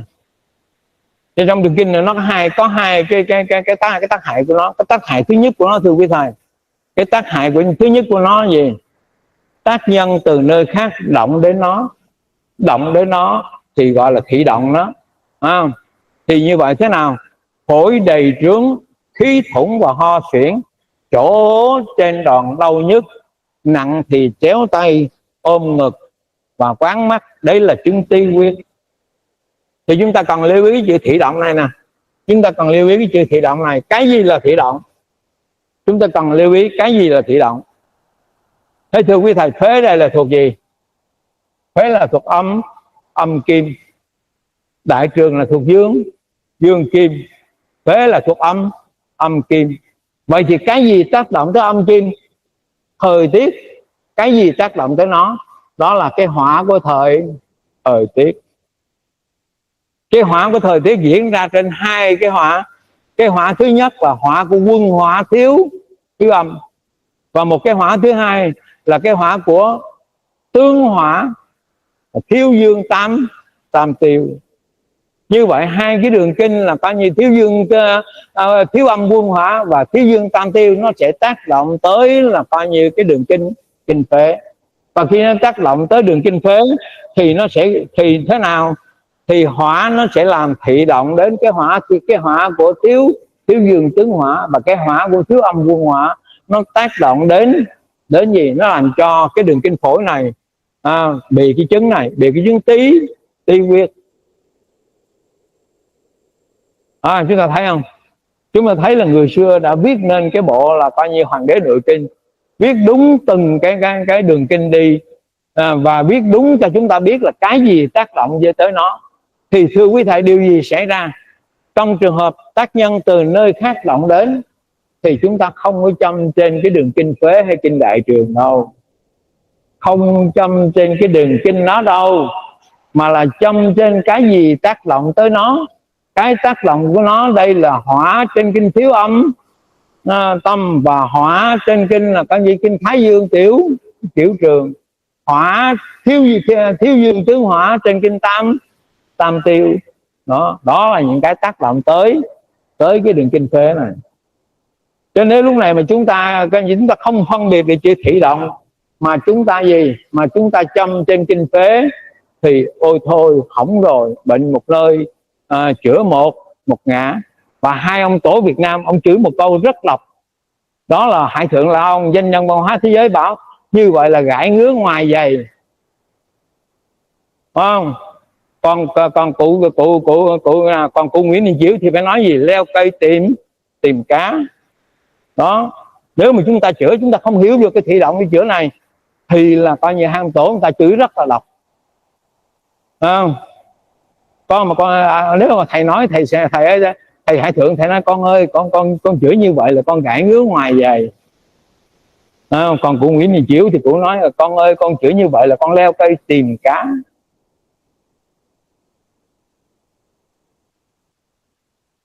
Đây bây giờ tới chuyện của nó nè. Bây giờ chính nó sinh bệnh nè. Bệnh mạch này làm chủ phổi. Nếu sinh bệnh sở sinh, tức là sở sinh bệnh, thì ho nè, thở dốc nè, xuyển nè, khát, trong người bứt rứt, ngực đầy tức, mặt trước phía trong cẳng tay đau, phát huyết tức là phát lạnh, lòng bàn tay nóng, khí thịnh, có dư thì vai lưng đau ra mồ hôi, trúng phong là phong hàn thì đi tiểu nhiều lần với lượng ít, khí hư thì vai lưng đau, lạnh, thở không sâu, chức năng thông khí kém, nước tiểu đổi màu. Thì đây là bản thân cái đường kinh phế nó bị bệnh. Và khi đường kinh phế bị bệnh này, chúng ta mới chữa trên kinh phế. Cái rõ ràng của châm cứu là như vậy, và cũng là cái rõ ràng của ấy luôn, của thuốc luôn, là nó in nó thế thôi, không thay đổi gì được. Chúng ta tiếp tục.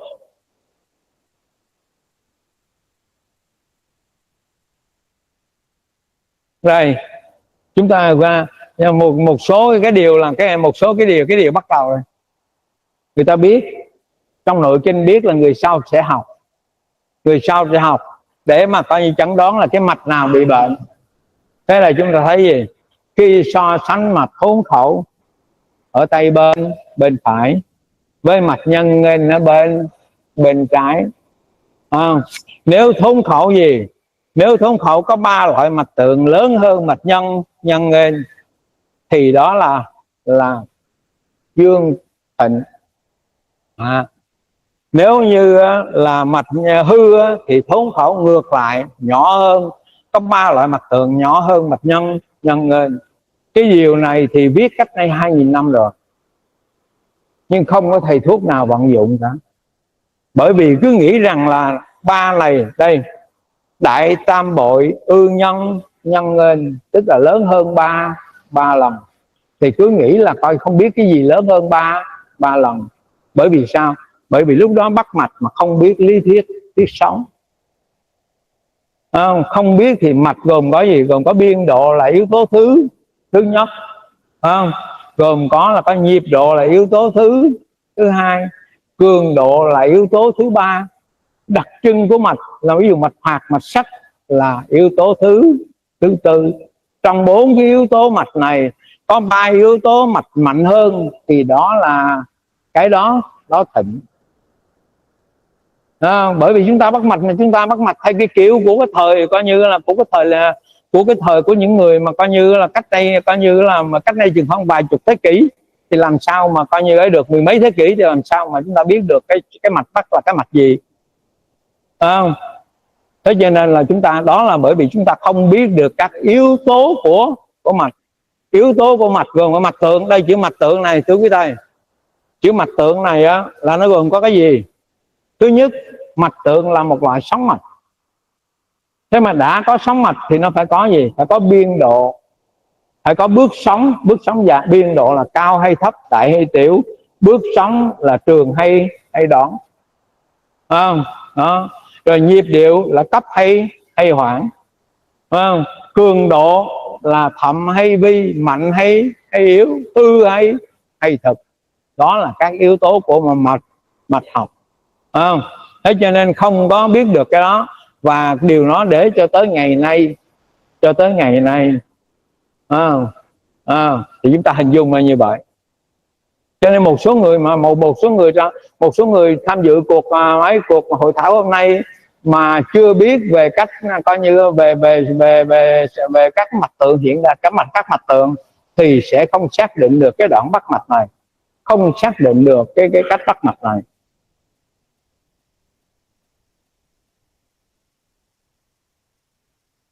Đó, đây cái kinh thứ nhất là chúng ta có kinh rồi, đó là kinh coi như là Thái Âm Phế. Bây giờ kinh thứ hai chúng ta có kinh Dương Minh Đại Trường. Có tốn thời gian của quý thầy không? Nói như vậy có nhanh không, mà có chậm không, hay chúng ta giữ nhịp độ điệu này được không thưa quý thầy? Rồi, cảm ơn quý thầy. Chúng ta tiếp tục vào đây. Chúng ta có đường kinh ở Tây là đường kinh Dương Minh Đại Trường ở Tây. Đường kinh Dương Minh Đại Trường này nó cũng có hai cái tác dụng. Một cái tác dụng nó bị người ta lấn nó, và một cái thứ hai là tự nó sinh bệnh. Bởi vì nó bị người ta lấn thì như thế nào? Đây, tác nhân từ nơi khác động đến, thị động thì bệnh răng đau cổ sưng. Tức là như vậy gì? Bị đau răng, bị sưng cổ là do tác động của kinh Đại Trường là thuộc gì? Dương kim. Nó đang bị hỏa lấn. Cái hỏa thì chúng ta lưu ý nè, bấy lâu chúng ta học thì nhân đây cũng xin phép được nói thêm một chút với quý thầy. Đó là gì? Đó là chúng ta cứ nghĩ là nguyên nhân gây bệnh của Đông y nó giống nguyên nhân gây bệnh của Tây không. Nguyên nhân gây bệnh của Đông y hoàn toàn khác nguyên nhân gây bệnh của Tây y. Nó không giống đâu Nguyên nhân gây bệnh của Tây y thì cái Đông y là gì thưa quý thầy? Nguyên nhân gây bệnh của Đông y là nguyên nhân bên ngoài. Bên ngoài là cái gì?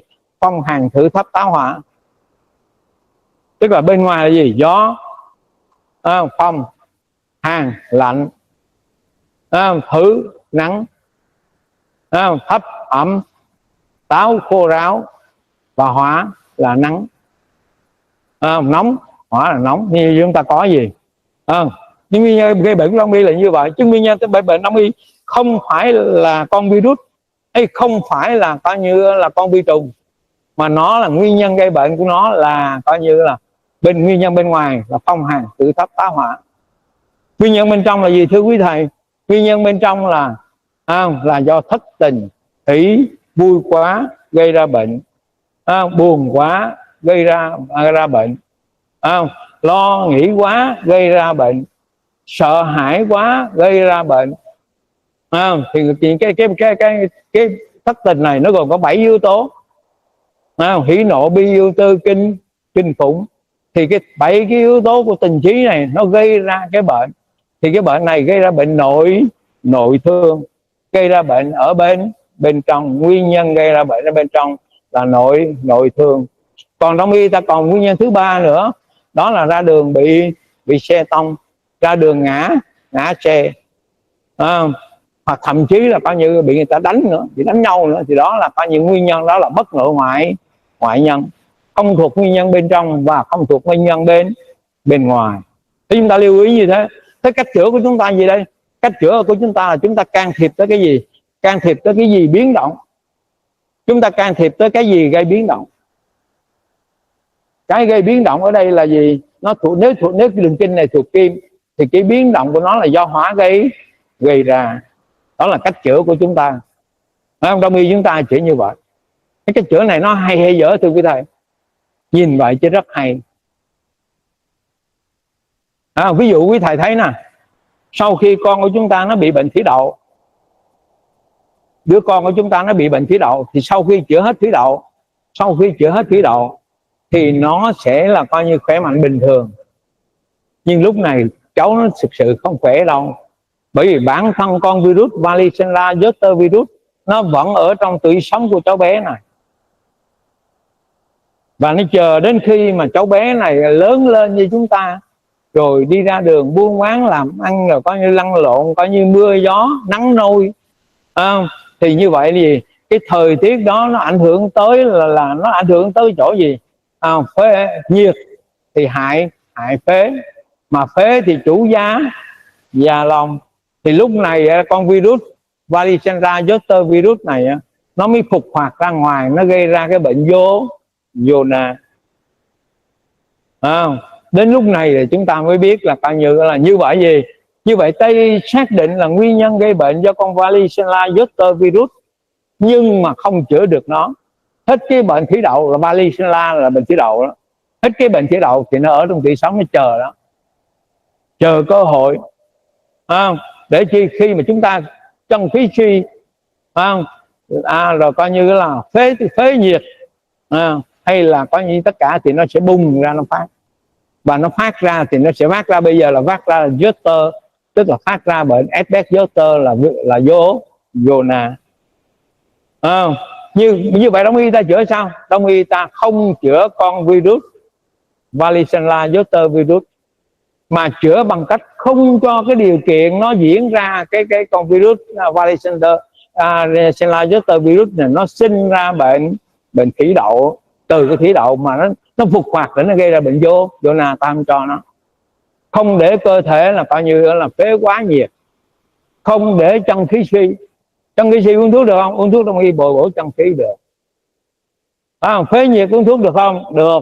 Thanh phế ẩm chữa được. Thì chữa cái đó chỉ chữa như vậy.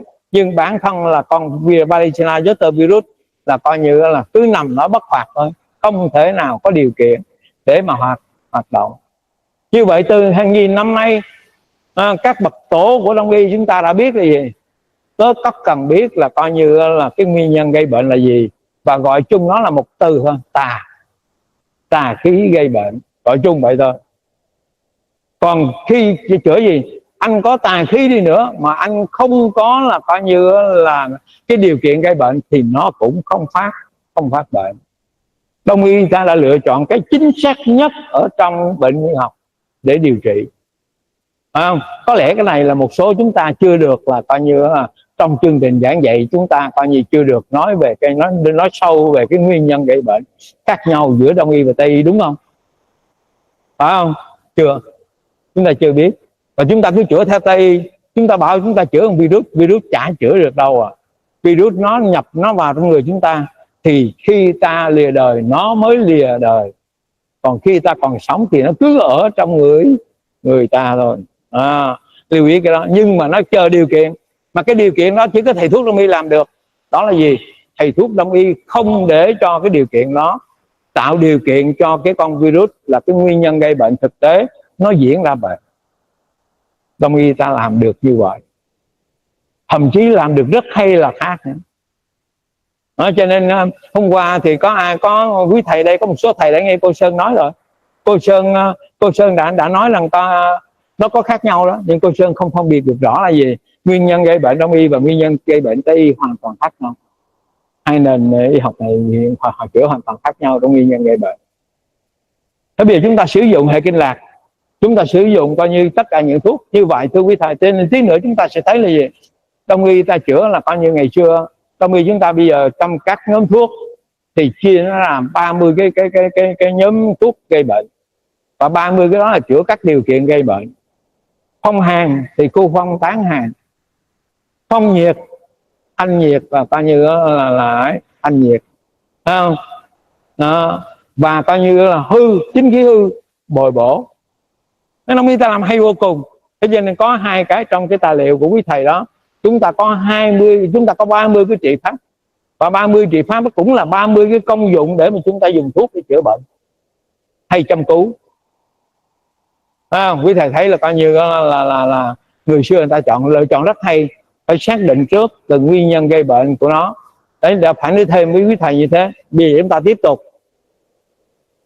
Thấy quý thầy thấy chúng ta đó, từng cái đi ra nó như vậy. Đây bây giờ chúng ta có thể lượt qua được, chúng ta đi đến từng bước khí của nó đi.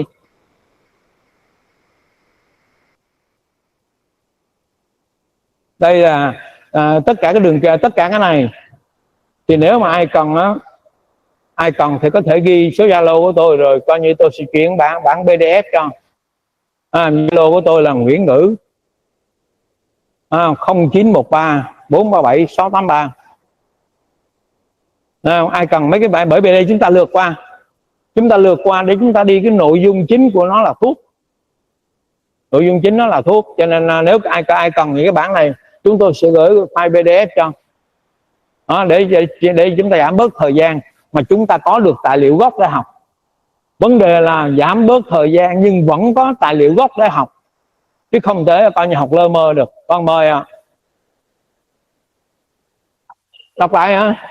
Rồi xin phép đọc lại số Zalo của mình. Zalo mình tên Nguyễn Ngữ, Zalo là 0913 437 683, 0913 437 683.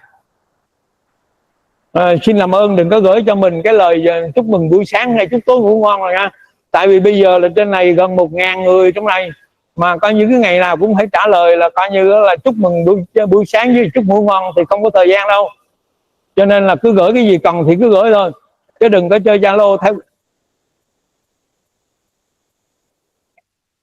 Không khổ lắm, bởi vì cái đó nội cái đó không thời gian đó là mình không có thời gian luôn á.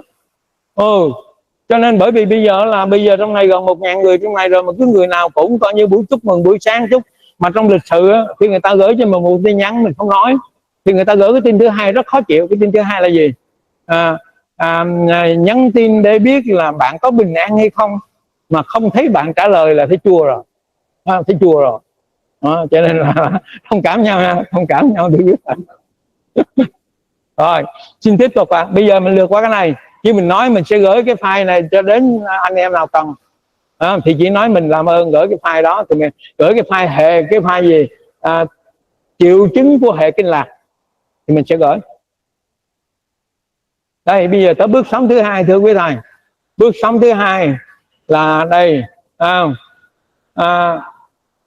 tâm ngọ, tiểu mùi trung, tiểu mùi trung, thân bàn, dậu thận. Đây chúng ta có cái mốc thời gian của nó trong 4 cái đường kinh này. Và cũng tương tự như vậy chúng ta cũng có 4 cái đường kinh như vậy. 4 đường kinh này thì có các bước sống thì quý thầy thấy rồi. Đây cũng vậy, vẫn là gì, vẫn ở trên tay là kinh âm, là chủ về vận động. Nhắc lại một chút, kinh dương trên tay, kinh dương chủ về cảm giác. Ở chân thì kinh âm chủ về vận động. Kinh dương chủ về vận động, ở chân thì kinh dương chủ vận động, kinh âm chủ cảm giác. Xin lưu ý cái đó.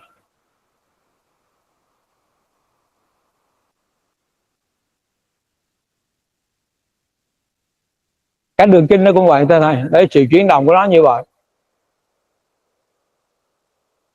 Rồi xin tiếp tục Đây chúng ta có từng đường kinh như thế, chúng ta muốn nhớ. Kỹ thuật làm ơn can thiệp làm sao đừng để bị nhảy hình nữa, đừng để bị chớp hình.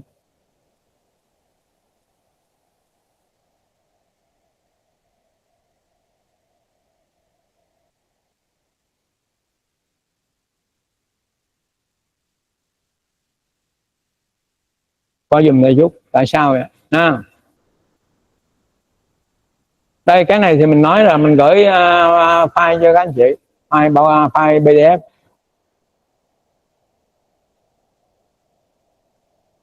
Đây là bước sống thứ ba. Bước sống thứ ba là bước sống huyết âm và thiếu dương.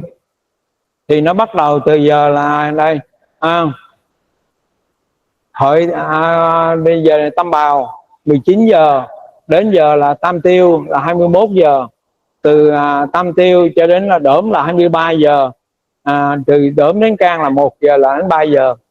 Thì quý thầy lưu ý nè, quý thầy lưu ý ở đây có lẽ là mình nói thêm quý thầy khi chúng ta chẩn đoán bệnh, mà chúng ta hỏi người bệnh nó mất ngủ từ khoảng là 23 giờ đến 1 giờ và từ 1 giờ đến 3 giờ, thì người bệnh này chắc chắn coi như mất ngủ do gì? Do Đỡm và Can.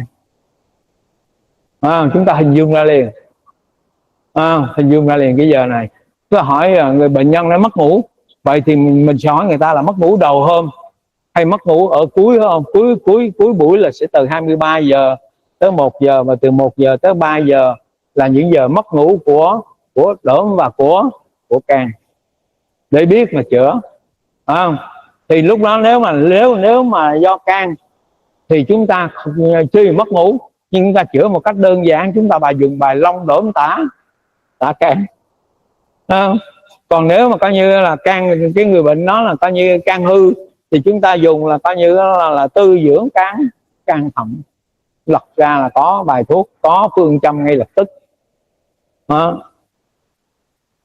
Thì chỗ lưu ý như thế này để mức độ kinh trọng của là coi như của tạng với phủ. Thế nào là tạng thưa quý thầy? Định nghĩa tạng như thế này: tạng là tàn nhi bất tả, tức là một cái tạng nó chỉ làm nhiệm vụ chứa lại mà không làm nhiệm vụ tả ra. Ví dụ thử tưởng tượng mà cái gan mà nó ấy rồi nó chảy máu ra là không được rồi. Thế cho nên là chúng ta nhớ gì? Chúng ta nhớ tạng là tàn nhi bất tả, và phủ gì? Phủ là tả nhi bất tàn. Tức là phủ là nó truyền đi mà nó không được tàn lại. Tưởng tượng coi, nếu như là trong dạ dày mà nó không xuống được thức ăn là đã là rối. Nó xuống tới coi như ruột non mà nó không có truyền tống xuống ruột già là rối to. Nước tiểu ở bàng quang mà không tiểu ra được do tiền liệt tuyến thì cực kỳ khổ sở. Đó là những cái mà chúng ta thấy. Cho nên gì? Cái điều này nó nhắc chúng ta hai cái: tả thì tả ở trên kinh dương, tả thì tả ở trên phủ, bổ thì chỉ bổ cái bổ tạng. Ngoài ra chúng ta sẽ có những cái việc là gì? Có những cái việc là chữa nhiệt ở tạng can, chữa nhiệt ở tạng phổi, chữa nhiệt ở tạng là ở tạng tỳ.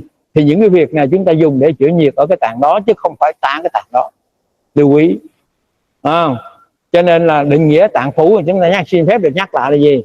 Tạng là tàn nhi bất tả, tạng là không được tả ra, nó chỉ chứa lại.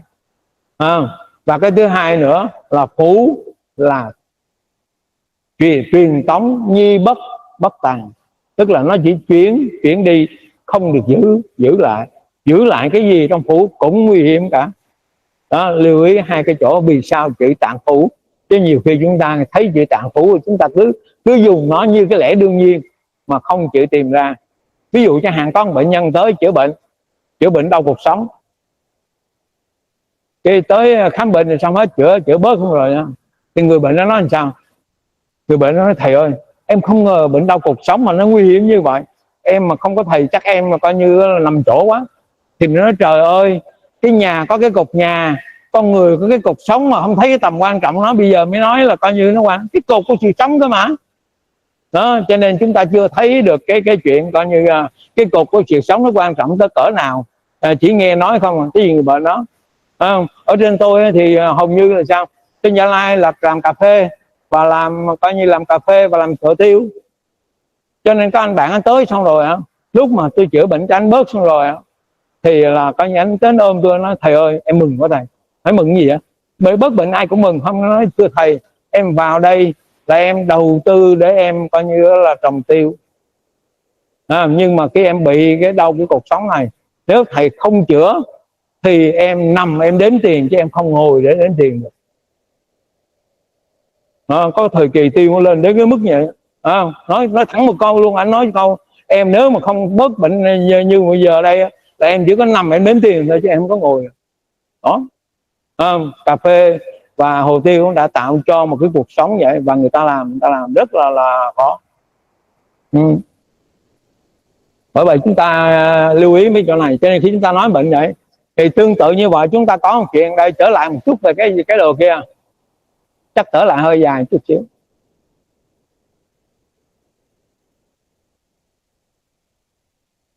Nói cho nó ấy để chúng ta thấy cái mối liên hệ của nó. Đây quý thầy thấy không, từ 3 giờ đến 5 giờ sáng là phổi hoạt động. Đây là thời điểm mà chúng ta tập thể dục tốt nhất, bởi vì lúc này lượng thông khí phổi cho phép chúng ta hoạt động về coi như thể chất để bắt đầu một ngày làm việc. Từ 3 giờ đến 5 giờ là giờ hoạt động của phế, chúng ta tập thể dục. Từ 5 giờ đến 7 giờ là giờ mà chúng ta cần phải đi là coi như vệ sinh, bởi vì đây là giờ hoạt động của đại trường. Chúng ta cần tống hết những cái cặn bã mà chúng ta mà cơ thể nó không có dùng nữa. Khi mà chúng ta ăn thức ăn ngày hôm nay, ăn buổi sáng trưa nay, thì đến sáng mai là nó sẽ cái chất cặn bã nó sẽ xuống đại tràng. Trong thời điểm từ 5 giờ đến 7 giờ chúng ta phải tống nó ra đi, tống nó ra để cơ thể ta khỏe mạnh. Bởi vì nếu chúng ta 2 ngày mới đi tiêu một lần thì ruột già của chúng ta nó sẽ tái hấp thu cái độc tố ở trong đại trường, và như thế là chúng ta sẽ bị ngộ độc gì? Ngộ độc trường diễn, cứ mỗi ngày ngộ độc một chút, mỗi ngày ngộ độc một chút, và cuối cùng là sao? Cuối cùng một ngày nào đó chúng ta phải đi vào bệnh viện để cắt cái đại tràng vì khối u, và cuối cùng đeo bên hông mình một cái túi đựng phân. Mà muốn khỏi tránh cái đó thì chúng ta làm gì? Chúng ta phải đi tiêu đúng giờ, từ 5 giờ đến 7 giờ. Và chúng ta cũng thấy rõ là gì? Lúc này chúng ta ăn sáng nè, 7 giờ chúng ta ăn sáng, và trong khoảng từ 9 giờ đến 11 giờ chúng ta ăn trưa. Để cho gì? Tiếp đến là nó sẽ đến giờ đại trường đó, đến giờ tiểu trường, tức là đây là ngọ tâm ngọ, tỳ tỵ tâm ngọ, chúng ta ăn vào cái giờ đó. Bởi vậy cho người ta kêu gì?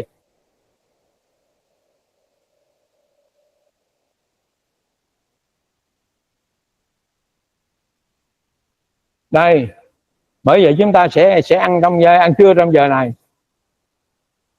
ăn sáng ở giờ kinh vị, ăn trưa ở giờ kinh tâm, để cho đến giờ kinh tiểu trường thì thức ăn xuống ruột, thì chất dinh dưỡng xuống ruột non. Đây là chu trình mà chúng ta cần phải thực hiện để đảm bảo cơ thể chúng ta hoạt động được lâu dài và khỏe mạnh.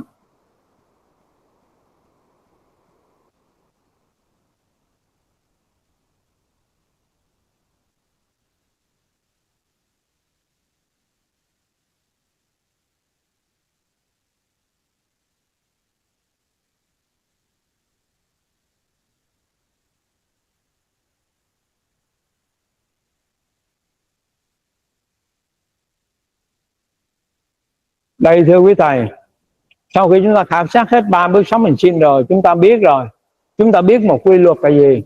Quy luật là âm thăng lên, dương giáng xuống. Và đây cũng vậy, để âm thăng lên, dương giáng xuống. Thế như vậy gì? Như vậy một vị thuốc trong đông y mà vị thuốc đó có tác dụng thăng lên, là vị thuốc đi vào kinh âm, đúng không? Đúng không quý thầy?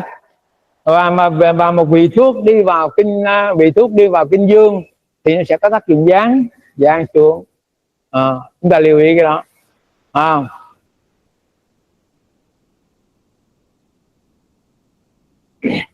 Đường vận hành của kinh mạch chính là xu hướng tác dụng của thuốc thăng giáng. Thăng là đi lên, đi vào các đường kinh âm, âm thăng. Giáng là đi xuống, đi vào các đường kinh dương, dương giáng. Sự quy kinh của thuốc nam là vì thuốc nam đi vào và tác động đến các kinh mạch trong cơ thể. Chú ý chúng ta nên chú ý cái điều mà chúng ta đã nói rồi đó. Đường kinh có tác dụng chữa bệnh nơi mà đường kinh đi qua. Kinh mạch sở quá, chủ trị sở cập. Chú ý cái đó. Thực tế có những vị thuốc sự quy kinh của chúng lên nhiều đường kinh khác nhau, nên có nhiều tác dụng khác nhau và chữa được nhiều bệnh khác nhau. Ví dụ như lá tía tô là tô diệp đó, có tác dụng chữa ho, chữa nôn mửa, kích thích tiêu hóa, vì đã đi vào các đường kinh phế và kinh tỳ. Ở chúng ta thấy không, một cái vị thuốc lá tía tô thôi mà nó có tác dụng gì? Chữa ho và kinh phế, chữa nôn mửa và kinh tỳ, và chữa nôn mửa kích thích tiêu hóa là vào kinh tỳ. Để chúng ta thấy là cái vị thuốc nó như vậy. Thay vì chúng ta dùng y kim châm trực tiếp lên trên là coi như trên kinh phế kinh tỳ, thì chúng ta cho uống nước sắc lá tía tô, thì lá tía tô sẽ vào đến kinh phế và kinh tỳ, cũng có tác dụng như chúng ta châm cứu. Đó thưa quý thầy. Đáng tiếc hiện nay nhiều tài liệu văn bản pháp quy đã không ghi tính vị quy kinh của các vị thuốc nam. Tài liệu không có tài liệu nào có cả, trừ tài liệu nha, trừ một tài liệu, đó là tài liệu của giáo sư tiến sĩ Đỗ Tất Lợi. Tất cả những cái tính vị quy kinh hầu như chúng ta có thể tìm thấy được ở 70% ở trong của giáo sư tiến sĩ Đỗ Tất Lợi. Và tham khảo của ngài là ngài tham khảo rất chuẩn ở trong dược điển của Trung Quốc. Vì vậy chúng ta nói là coi như là chúng ta khi mà cần tham khảo một cái tính vị quy kinh nào đó, thì cái điều đầu tiên chúng ta chưa tham khảo được dược điển Trung Quốc, thì chúng ta tham khảo ở trên là coi như là những cây thuốc, vị thuốc của giáo sư tiến sĩ Đỗ Tất Lợi. Dưới đây đáng tiếc là hiện nay nhiều tài liệu văn bản pháp quy đã không ghi tính vị quy kinh của các vị thuốc nam. Dưới đây tôi bổ sung tính vị quy kinh của và biên soạn danh mục các vị thuốc nam để chúng ta dễ vận dụng khi điều trị. Thưa quý thầy, đấy thì quý thầy thấy rồi, chúng ta trọng thuốc bắc, chúng ta chưa trọng thị thuốc nam, chúng ta chưa thật sự trọng thị thuốc nam, bởi vì do yếu tố lịch sử, rồi do cái điều kiện, rồi do cái thuận lợi này khác, chúng ta đã không có dùng chúng ta ít dùng thuốc nam của chúng ta hơn. Thì bây giờ chúng ta phải coi như trở lại, là chúng ta dùng lại các cái vị thuốc nam của chúng ta. Bởi vì các vị thuốc nam chúng ta có đầy đủ cái đó. Thì trong tài liệu mà mình gửi tặng quý thầy đó, thì trong đó mình đã biên soạn 260 cái vị thuốc nam, phân chia theo 30 nhóm, là coi như là phân chia theo 30 cái công dụng chữa, cái trị pháp chữa bệnh. Cái trong tài liệu đó, cái tài liệu mình gửi các thầy có cái sẵn trong đó rồi. Thế chúng ta biết hệ chữa phong hàn, tức là chữa phong hàn thì lật ra nó chỉ có đúng là coi như là trong 9 vị đó chúng ta chữa làm sao cũng có, và chúng ta căn cứ theo triệu chứng là chúng ta chữa nó sẽ tốt hơn. Thì đó là cái phần mà nhưng mà mình đã biên soạn để coi như tặng quý thầy. Bởi vì cái đông y chúng ta, cái khó nhất là thưa quý thầy, cái khó nhất của dùng thuốc là căn cứ nào để gia giảm một vị thuốc, tức là căn cứ thế nào để cho thêm một vị thuốc vào trong bài thuốc, và căn cứ thế nào để mạnh dạn lấy ra một vị thuốc khỏi bài thuốc. Thì đó là cái mà coi như chúng ta cần phải là, mà khi chúng ta đã nắm được cái chìa khóa này rồi thì chúng ta mạnh dạn, thuốc nam ta cũng dùng, thuốc bắc ta cũng dùng được, và ta dùng tốt như nhau. Thì như vậy mà đã dùng tốt như nhau thì chả ai dạy gì dùng thuốc bắc cả. Bởi vì rất đơn giản thưa quý vị. Quý thầy thấy không, chúng ta coi như là cần bỏ cho một cái vị, coi như là chúng ta cần một vị là, thay vì ví dụ như là cảm phong hàn, cảm phong hàn đau nhức cả người, thì quý thầy biết rồi, đau nhức cả người, kinh bàng quang đi dọc hết cả người. Thế như vậy là coi như đau nhức cả người thì phải có được vị thuốc vào kinh bàng quang. Thế có hai vị thuốc, một vị thuốc vào kinh bàng quang đó là vị phong, với giá là 2,5 triệu một cân, 25.000 10 gram. Và quế chi cành quế cũng vào kinh bản bán. Thế tại sao chúng ta không dùng vị thuốc nam là coi như vào kinh bàng quang cũng chữa được như vậy, mà chỉ có coi như 300 đồng thôi? Tại sao vậy? Không, thế chúng ta làm mạnh dạn làm đi chứ. Chuyện gì phải nuôi sống một đế quốc là coi như là bằng cái giá thuốc cắt cổ, đúng không? Chúng ta mua rất đơn giản, trong khi đó bị quế chi chứ, bị quế chi chỉ có chỉ có cùng lắm bỏ đó 300.000 tới 600.000, 300 tới 600 thôi, cho xin lỗi, 300 tới 600 đó, đúng không? Thế chúng ta bỏ vẫn có tác dụng như vậy, bởi vì nó vẫn vào kinh bàng quán. Thế vì gì chúng ta mới dùng, không? Rồi thậm chí chúng ta dùng, tại sao chúng ta phải dùng, coi như tại sao chúng ta phải dùng, thưa quý thầy? Tại sao chúng ta có một cái cây có tác dụng của họ nhân sâm, đó là cây đinh lăng. Cây đinh lăng là họ nhân sâm, Arila Acer, nó là họ nhân sâm, tức là nó có đầy đủ cái tố chất coi như của saponin của một cây nhân sâm. Chúng ta lại không dùng cái cây đinh lăng của chúng ta lại đi dùng cái cây gì thưa quý thầy? Chúng ta lại đi mua cái cây đảng sâm 180.000 một ký, phải không? Đúng không? Mua chi cái đảng sâm nó là không phải là họ, đảng sâm nó là không phải là họ coi như là nhân sâm. Chúng ta có một cây sâm chúng ta không dùng, chúng ta đi mua một cây không phải thằng sâm dùng. Và bây giờ coi như người ta biết vậy, cho nên về cái cây gì của Việt Nam cũng sâm tất. Cây gì phải có củ là cây sâm chứ chả biết. Nhưng trong đó chúng ta có 2 cây chính là sâm, đó là cây nhân sâm ngọc linh và cây coi như đinh lăng, thấy không? Và hơn nữa là cây đinh lăng thay được vị gì? Cây đinh lăng thay được vị hoàng kỳ, tốt hơn vị hoàng kỳ nhiều, thấy không? Thế tại sao chúng ta cũng không dùng cái cây đinh lăng để thay cây hoàng kỳ? Thay nó khác, bỏ một vị đinh lăng vô thôi, thay được 2 vị thuốc là 2 vị gì? Đảng sâm, hoàng kỳ, 2 vị thuốc bổ khí, không có phải họ coi như là không có tác dụng bổ khí bằng cái cây đinh lăng. Cho nên về nhà đi, sau cái này về nhà đề nghị là mọi người đi mua cái mùa đang ấy, đi xin mua là coi như các cái cành đinh lăng cắm đầy vườn, là chúng ta có được 2 vị thuốc. Và thậm chí thay được vị thứ 3 nữa, đó thay được vị Hoài Sơn, Kiển Ty, mua vị thuốc thay được 3 vị thuốc. Cho nên thông báo luôn cái tin cho quý thầy thấy là gì?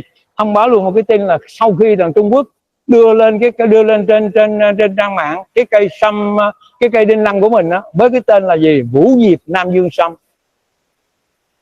thì sau khi Trung Quốc đưa 3 ngày thôi, ngày thứ 4 là rút xuống khỏi trang mạng liền. Lý do bởi vì cây thuốc này thay được 3 cây Trung Quốc mà đưa lên vị thuốc vậy, đưa lên mà nó mua, nó tự lấy làm thuốc, thì mình chỉ có mặc thôi, nên rút ngay, mới ngày thứ 3 rút liền đó. Cho nên nói với nhau nó rất là thực. Chúng ta hoàn toàn có một cây thuốc của chúng ta, cây thuốc đúng vị vậy.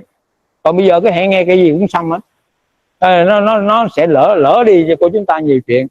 Thế cho nên là trong cái phần bổ sung mà tặng quý thầy đây, thì tặng quý thầy vì bằng tất cả cái đó, thì tra cứu chúng tôi dựa trên 3 nguồn. Nguồn thứ nhất chúng tôi dựa vào tính vị vi kinh đó, thuốc nam đó, chúng tôi dựa vào tài liệu của Trung Quốc, dược điển của Trung Quốc. Và cái thứ hai chúng tôi dựa vào coi như là cuốn cây thuốc vị thuốc Việt Nam của tiến sĩ Đỗ Tất Lợi. Và một cái thứ ba nữa, chúng tôi trực tiếp nếm thuốc nếu có mẫu tốt, rồi trực tiếp nếm thuốc trong đó. Trong cái vị phát tán phong hàn thì có một vị là chúng tôi ở trên Tây Nguyên không tìm được cây tràm ở dưới đồng bằng Nam Bộ, ở dưới đồng bằng, cho nên chúng tôi chưa nếm thuốc được cái vị cây tràm để coi như ghi nó vào cái kinh nào. Không phải tràm hoa vàng đâu cái tràm này tràm nấu vô tràm á, cái tràm nấu vô tràm trên Tây Nguyên không có, cho nên tôi chưa có dịp để nếm nó. Thì xin thưa với quý thầy như thế, bây giờ chúng ta tiếp tục như đã xin phép với quý thầy rồi, thời gian không có, cho nên chúng ta cố gắng tận dụng mọi cái để chúng ta tận dụng làm sao để chúng ta nhồi nhét cái kiến thức thuốc nam mình càng nhiều càng tốt, đó. Thế nên là coi như là quý thầy thông cảm. Đây quý thầy thấy không, chúng ta có một danh mục các vị thuốc nam. Đây danh mục của thầy lật đây, nó có nó. Danh mục đó là danh mục gì? danh mục cái nhóm thuốc phát tán phong hàn.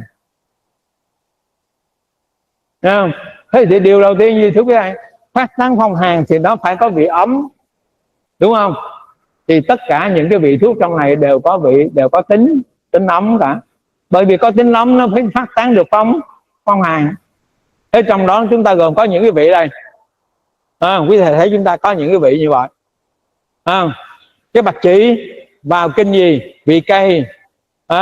Vị cây màu trắng vào kinh đại trường, kinh vị, kinh phế.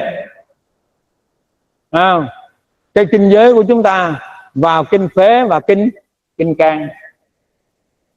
Như vậy nếu chúng ta cho uống thuốc giải cảm, chúng ta cho một người bệnh là coi như một cái chén cháo giải cảm, mà người bệnh đó bị cảm lạnh, người bệnh nói với mình một câu như thế này nè: thầy ơi, em ho, em cảm lạnh, em ho mà em tức hai bên sườn. Thì ra vườn hái lá kinh giới bỏ vô, bởi vì lá kinh giới quy kinh phế và kinh can. Phế thì sẽ chữa được ho, can thì sẽ chữa đau nhức hai bên sườn. Đơn giản không? Sắc thang thuốc sắc gì đó, đâu bây giờ nấu cháo cho hành thì nữa thôi. Mình đừng có nhà giàu làm chi bỏ gà đâu vô mà chỉ nấu cháo hành thì nữa, tức là chỉ có hành và gạo thôi, nấu không bắt cháo hành thì nữa. Nhưng mà người bệnh than với mình là cảm lạnh, ho, đau tức hai bên sườn, thì ra hái thêm là mấy cái lá kinh giới tươi, cắt ra bỏ vô, nó cắt nhỏ ra bỏ vô cái cháo ăn xong thì nó vẫn có tác dụng gì? Vẫn có tác dụng chữa ho và hết đau sườn. Không? Rất là khoa học, đơn giản thôi. Và chúng ta nói với nhau như thế này nè: thuốc nam của chúng ta đã trải qua một lịch sử kéo dài là thăng trầm, nhưng cái thuốc nam đã được đưa lên bàn ăn của người Việt Nam là vô địch thế giới. Thuốc nam mà đã được đưa lên bàn ăn của người Việt Nam là vô địch thế giới. Ví dụ như quý thầy thấy không, cái mùa mà dân chúng ta nói về từ cái món ăn thôi, nó sơ một món ăn thôi, ở miền Bắc là mùa rét lạnh rồi gì đó là cứ ra muống là đặng rồi, bởi vì nó cung cấp chất sắt, nó chống lại cái lạnh của miền Bắc, nó chống lại cái lạnh của miền Bắc. Còn ở miền Trung gió Lào quá lạnh thì cái chống lại gió Lào đó là phải ăn bị cay ớt. Nam Bộ chúng ta quá nóng, ăn cái món gì cũng phải có giá sống, bởi vì giá sống là coi như là rau mầm của đậu, mà đậu thì bổ thận, thấy không? Bây giờ thấy cách của tổ tiên ta dùng không? Nó hoàn toàn được nâng lên đến đẳng cấp. Thưa quý thầy, ngày xưa của chúng ta nhà chưa đủ chắn gió, áo quần mặc chưa đủ ấm, cho nên miền Trung của chúng tôi thì lúc nào kho cái món gì cũng cho củ nghệ vào cả. Bởi vì sao? Mà nghệ vị cay tính ôn, nó giúp cho cơ thể chịu được cái gì? Chịu được cái nhà không đủ chắn gió, áo không đủ, áo quần không đủ mặc. Bây giờ tôi xuống Đà Nẵng, xong kêu một tô mì quảng ếch, trời ơi là trời, vẫn là coi như là nghệ đầy trời. Như vậy thì có hợp không? Không hợp nữa. Thời tiết bây giờ nóng hơn rồi, phải không? Áo quần bây giờ đủ mặc rồi, vào nhà thì coi đóng kín cửa, mà không bật máy lạnh là không chịu nổi rồi. Thế thì có cần cái mức nghệ tới cái mức nữa không? Cái đó phải thay đổi, đúng không? Phải thay đổi. Chúng ta đừng có duy trì cái đó. Ví dụ chẳng hạn trước đây nhà không đủ ấm, áo không đủ mặc, phụ nữ sinh xong là phải ở trong chỗ khuất gió, rồi coi như phải xông, rồi phải đốt lửa là coi như hơ rồi chẳng hạn. Còn bây giờ nhà nó kín cái đó quá rồi, nó quá nóng rồi, mà bây giờ mà coi như vẫn dùng là coi như vẫn dùng xông rồi vẫn dùng ấy khác, thì có khi là coi như ngộp oxy carbon mà chết mất, đúng không? Đó, nó không còn phù hợp nữa. Cho nên cái trong thức ăn của người Việt hay lắm, hay cực kỳ luôn, không thể nói là có nhiều cái thức ăn người Việt cỡ nào. Cho nên chúng ta đừng nói là, ví dụ chúng ta nói đừng nói nhau như thế này: ôi cái củ nghệ mà nhầm gì. Cái củ nghệ từ ngoài tự nhiên, cha ông ta đã sàng lọc nó gần cả 1000 năm mới đem nó lên trên bàn ăn cho ta. để rồi ai cũng trồng củ nghệ, và củ nghệ trở nên thường chứ không phải là coi như là quý giá nữa. Nhưng cái thường đó rất cần cho đời sống đó, thưa quý thầy nói vậy. Cho nên cái quá trình thuốc nam là một quá trình chuyển gì, chuyển từ là coi như thiên nhiên hoang dã sang cái chỗ sàng lọc và đưa lên trên bàn ăn, với tức là coi như là với cái giá trị trọng thị. Xin lưu ý cây thuốc, cái cây thuốc nam của chúng ta là coi như đã được dùng như vậy. Đây, cho nên xin nhắc lại chỗ này thưa quý thầy thấy đây không đó. Còn nếu mà coi như trong cái thang thuốc, trong cái thang cháo giải cảm đó, mà trong cái thang cháo giải cảm đó mà nói gì, mà nó mà tùy vị nó coi như nó chướng bụng đồ quá thì cho thêm sắc gừng tươi vào, cắt gừng tươi, cắt thái chỉ gừng tươi cho vào bát cháo. Chúng ta thấy vận dụng linh hoạt không, đâu còn nhất thiết phải sắc thuốc đâu, nấu bát cháo ăn là được. Nấu bát cháo ăn là cho những vị thuốc cần thích hợp vào, mà muốn cho chúng ta rất dễ, chúng ta chỉ căn cứ vào đây, căn cứ vào đây. Ví dụ quý thầy thấy nè, quế chi có thể vào là kinh tâm, kinh phế và kinh bàng quang, thì chúng ta thay vị quế chi thôi vào được cả tác dụng bàng quang. Thì tương tự như vậy.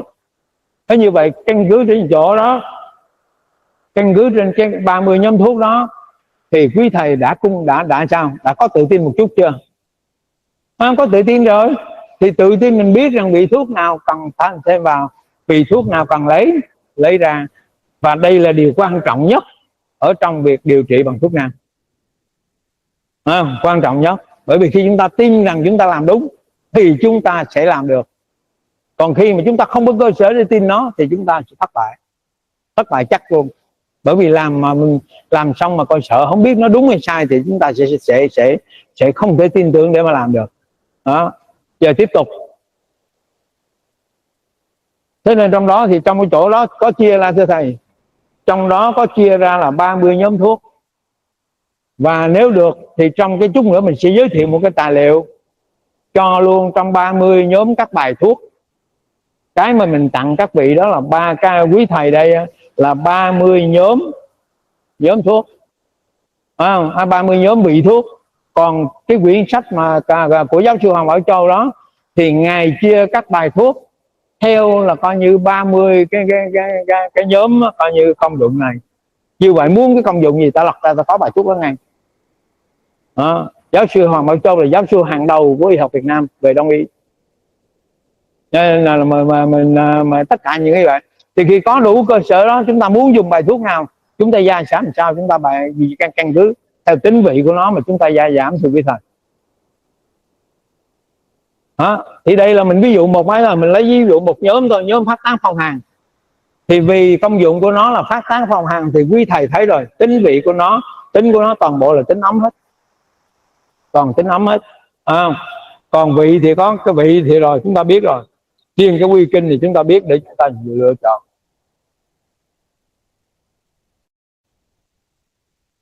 Để cái tài liệu này mà sắp đến đó là chúng ta, để tài liệu này sắp đến là các anh chị ở trạm y tế xã mà được thanh toán bảo hiểm thì tất cả các cái danh mục này được lựa chọn theo danh pháp các vị danh mục vị thuốc y học cổ truyền theo thông tư 40 và thông tư 05 của Bộ Y tế. Để gì? Để sau này chúng ta được thanh toán bảo hiểm thì chúng ta làm. Cho nên 260 vị thuốc đó là được lập theo danh mục của Bộ Y tế, chứ không thôi chúng ta không được thanh toán bảo hiểm. Sắp đến là bảo hiểm toàn dân, trạm y tế được thanh toán bảo hiểm. Nếu mà chúng ta không có căn cứ vào trong các vào các danh pháp của tổ chức của Bộ Y tế, chúng ta không được thanh toán đâu. Cho nên lập sẵn theo cái đó thưa quý thầy. Đây, ở chỗ này thì xin thưa quý thầy, chúng ta nói nhau một chút. Chúng ta cứ nói là thuốc nam, thuốc bắc. Đây, quý thầy thấy bạch chỉ thuốc là thuốc nam, tên thuốc bắc, tên thuốc nam. Đâu có vị nào là coi như là phân biệt thuốc nam thuốc bắc gì đâu. Đây, cái cây mà rất Việt Nam là cái cây đại bi này nè, thì tên thuốc bắc là gì? Ngải nạp hương. Tên thuốc bắc là ngải nạp hương. Nó quy kinh tâm tỳ và phế có hết. không có ranh giới về thuốc nam thuốc bắc đâu. Chỉ có những người là coi như quá cường điệu, trừ một vài cây nó nằm ở vùng ôn đới của Trung Quốc, không Việt Nam ôn đới và hàng đới Việt Nam mà là nhiệt đới không có, còn tất cả cây thuốc của hai nước đều có như nhau.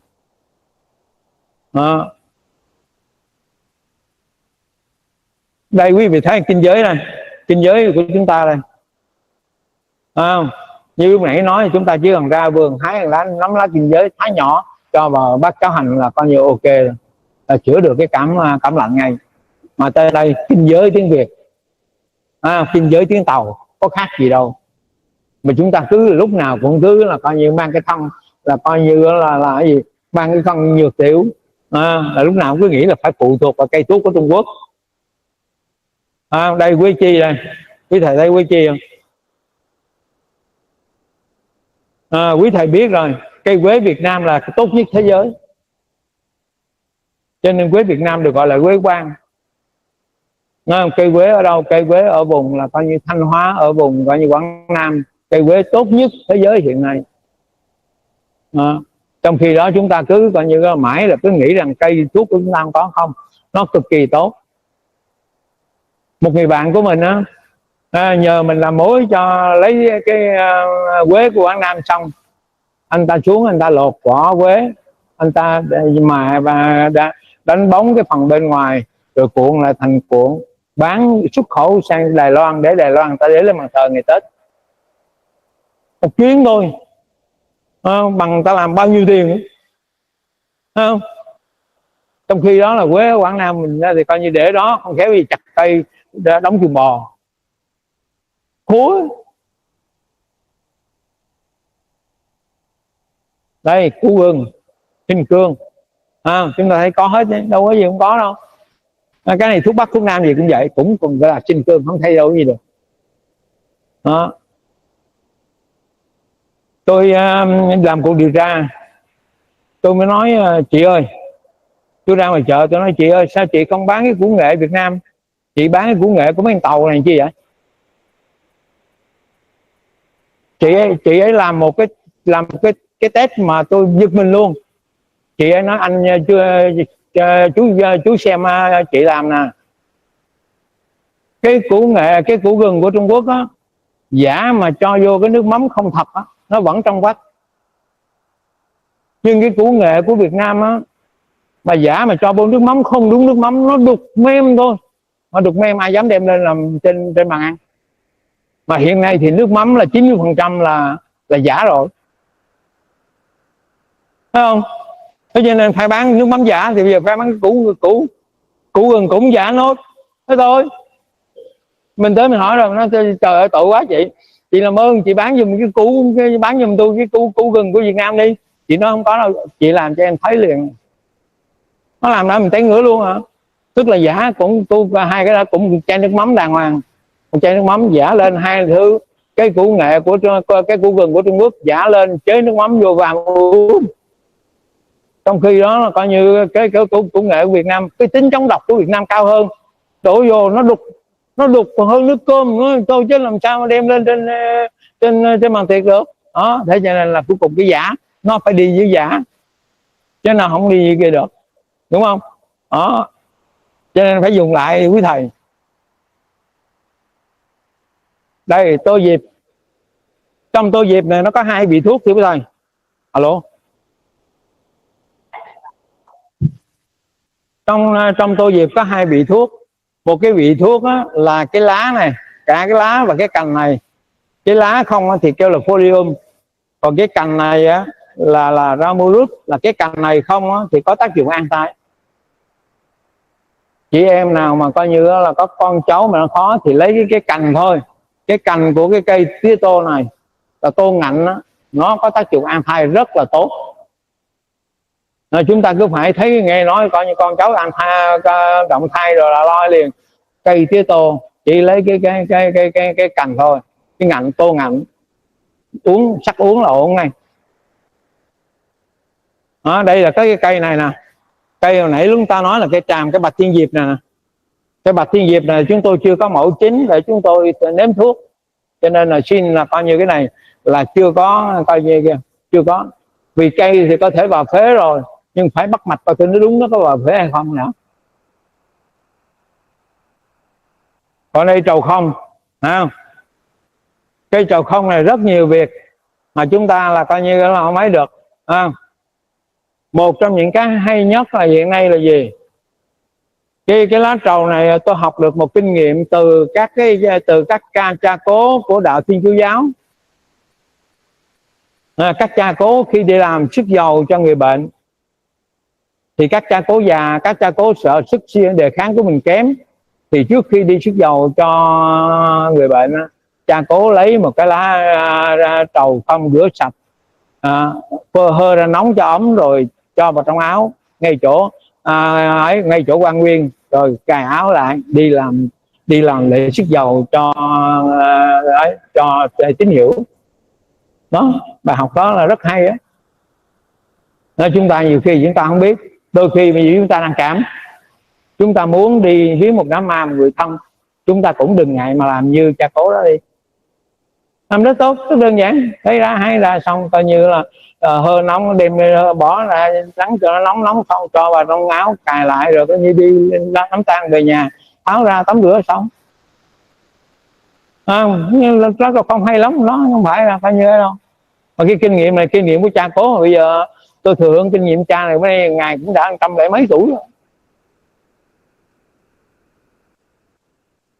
Thế như vậy chúng ta thấy, thưa quý thầy, chúng ta thấy alo, như vậy chúng ta thấy về sự thăng giáng phù trầm của thuốc nam.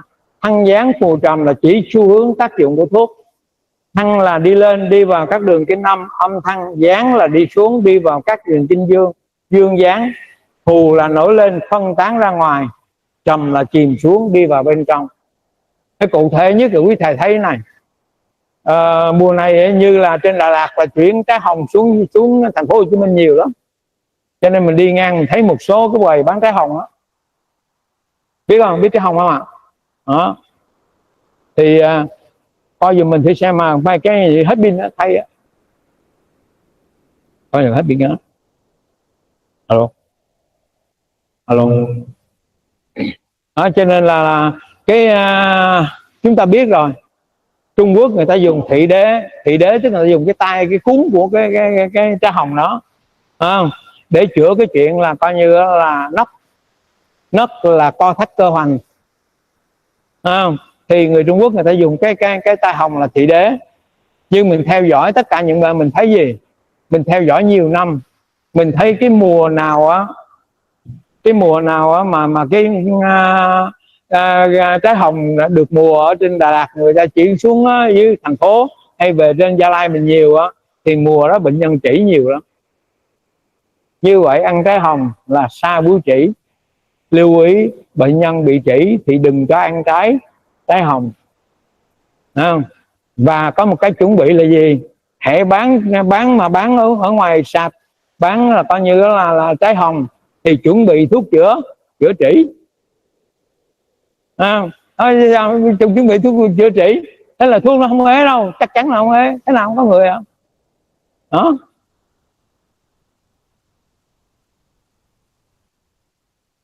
Đây ví dụ như chúng ta thưa này, thăng phù là đặc điểm hướng lên, hướng ra ngoài của thuốc. Cụ thể là tác dụng nâng lên thăng đề, bốc ra ngoài, làm tan ra của vị thuốc, làm tán ra của vị thuốc. Ví dụ hạt thầu dầu tỳ ma tử có tác dụng thăng lên. Thưa quý thầy, ở đây chúng ta thấy cây thầu dầu thường lắm. Nhiều khi chúng ta không biết đến cây thầu dầu. Nhưng ở trên Tây Nguyên chúng tôi, cái phong tục của người phụ nữ Tây Nguyên là khi mà người ta sinh nở đó, thì người ta tự mình lên trên núi vượt cạn. Người ta tự mình là coi như là đi lên trên núi rồi người ta để con đó, nếu chết thì chết cả hai mẹ con ở trên rừng, còn nếu khỏe thì cõng về là coi như là tiếp tục làm việc. Và khi hành trang mà họ mang đi thì chưa có gì đâu, họ mang đi thì họ mang đi một cái cành là coi như là đu đủ dầu.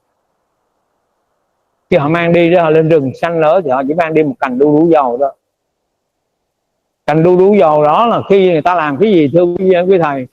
Khi mà người ta để mà nhau không ra thì người ta hơ nóng cái lá nó, người ta quấn bằng ngón chân cái kinh can thì nhau nó ra.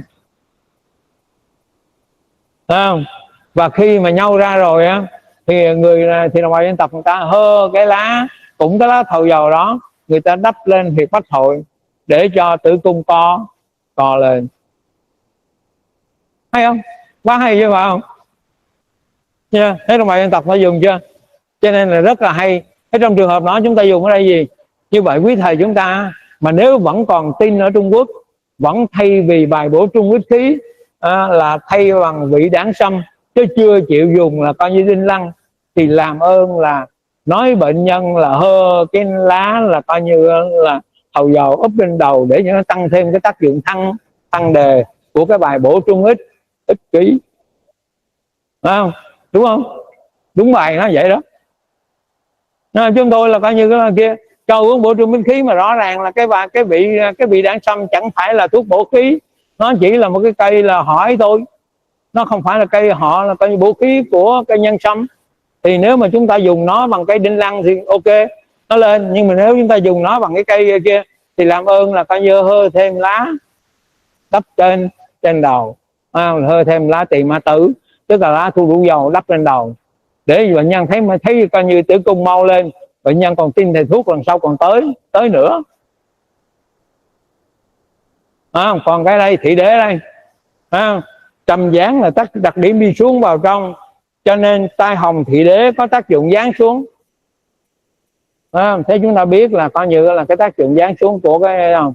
Cho nên những chị em nào có tiền sử sa tử cung, có tiền sử là thoát gian, thì làm ơn là đừng có ăn trái hồng, đừng có ăn trái hồng. Quý vị cái đó. Còn nếu mà muốn ăn trái hồng thì cũng được, nhưng mà chuẩn bị sẵn là cái lá tỳ ma tử. Ở đây xin nói thêm một cái tác dụng đi xuống nữa, một cái tác dụng đi xuống mà chỉ có thuốc nam ta chữa được.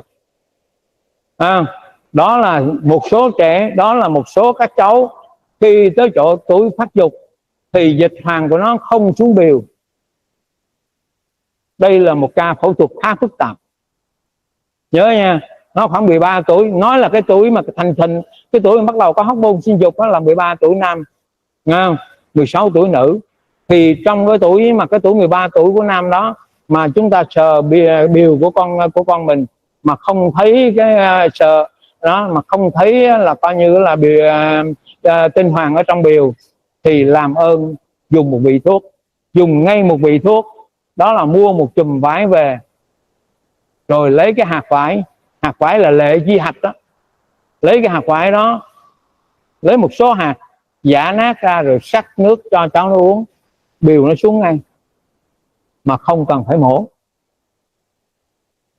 Không thôi đưa con đi qua không khéo thấy coi như sờ trong sợ biểu cháu không thấy là coi như là cái không thấy dịch hoàng ở trong nó, sợ đem đi mổ lung tung. Thế chỉ cần nhưng phải làm sớm nha, làm sớm trước khi cháu thành dục, cháu thành thục và sinh dục, tức là làm trước 13 tuổi, sờ mà không thấy là làm luôn, chứ không thôi để nó khi mà nó cái đường xuống biểu nó biết rồi thì có uống nó cũng không tác dụng. Làm ơn nhớ là lệ chi hạch là hạt trái vải, giã ra phơi khô, vừa khô giã ra rồi xong sắc nước cho cháu uống, tinh hoàng thì xuống biểu ngay, dịch hoàng thì xuống biểu ngay đó, rất đơn giản, không? Thuốc nam là cực kỳ hiệu dụng đó. Cho nên nhớ thêm cái chỗ này, nhớ thêm cái chỗ tác dụng đi xuống này đó. Ai chưa biết tỳ ma tử thì đây, cái lá thầu dầu nó thế này thôi, đơn giản mà, thấy không? Đây, lá thầu dầu, trái thầu dầu thế này.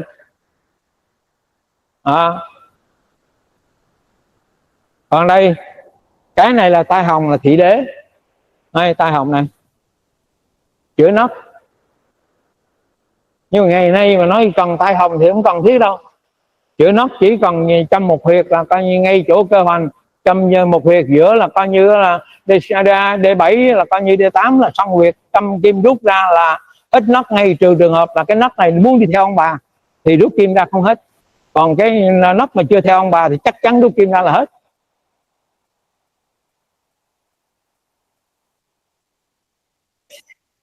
Đây thưa quý thầy, cái việc bổ tả của thuốc nam, nguyên tắc trị liệu bằng Đông y là thịnh thì phải tả, hư thì phải bổ. Những vị thuốc như vậy nên thuốc nam cũng được phân hai loại. Những vị thuốc có tác dụng tá là những vị thuốc làm suy yếu nhân tố gây bệnh, tức là chúng ta gọi là thuốc khu trừ tà khí. Ví dụ các nhóm thuốc của phép chữa phát tán phong hàn, phát tán phong nhiệt, thì những cái vị thuốc này là những cái vị thuốc coi như là có tác dụng là tả. Và những vị thuốc có tác dụng bổ là những vị thuốc giúp tăng cường sức đề kháng của cơ thể, bồi bổ chân khí. Ví dụ nhóm thuốc của các phép chữa bổ âm, bổ dương, bổ khí và bổ huyết. Như vậy chúng ta thấy rõ chưa? Chúng ta thấy rõ tác dụng của thuốc nam chúng ta có đầy đủ tác dụng tá và đầy đủ tác dụng bổ. Để mạnh dạn mà dùng thôi, không có gì cả. Vậy thôi, bây giờ chúng ta tiếp tục thưa quý thầy.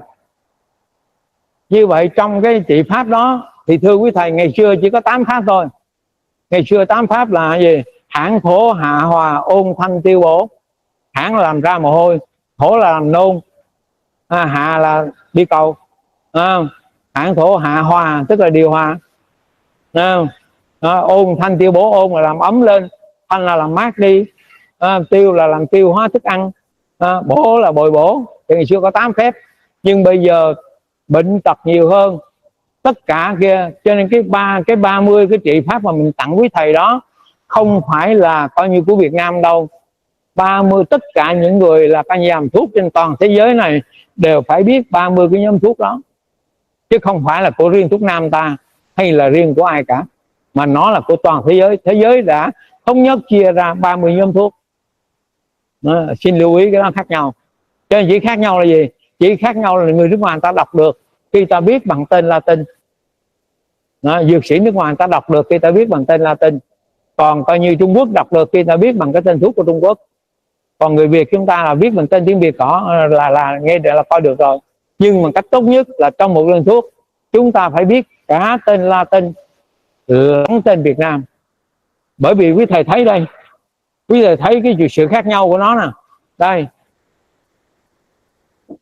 quý thầy thấy cái ví dụ chúng ta gọi tỳ ma tử, thì khi chúng ta biết một tên Latin thì chúng ta biết nó là Ricini, là tỳ ma tử.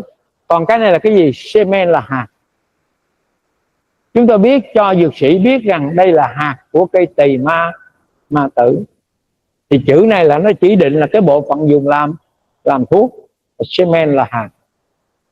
Vậy đó, cái muốn đọc cái này chúng ta chỉ lên trên mạng kéo về một cuốn từ điển Latin, rồi tha hồ mà muốn biết cái gì đâu biết. Cành lá rồi cái củ rồi gì có hết, để là radix, rồi là lá là folium, tất cả những cái tên đó là chúng ta có hết. Kéo một cuốn từ điển Việt Latin ra thôi.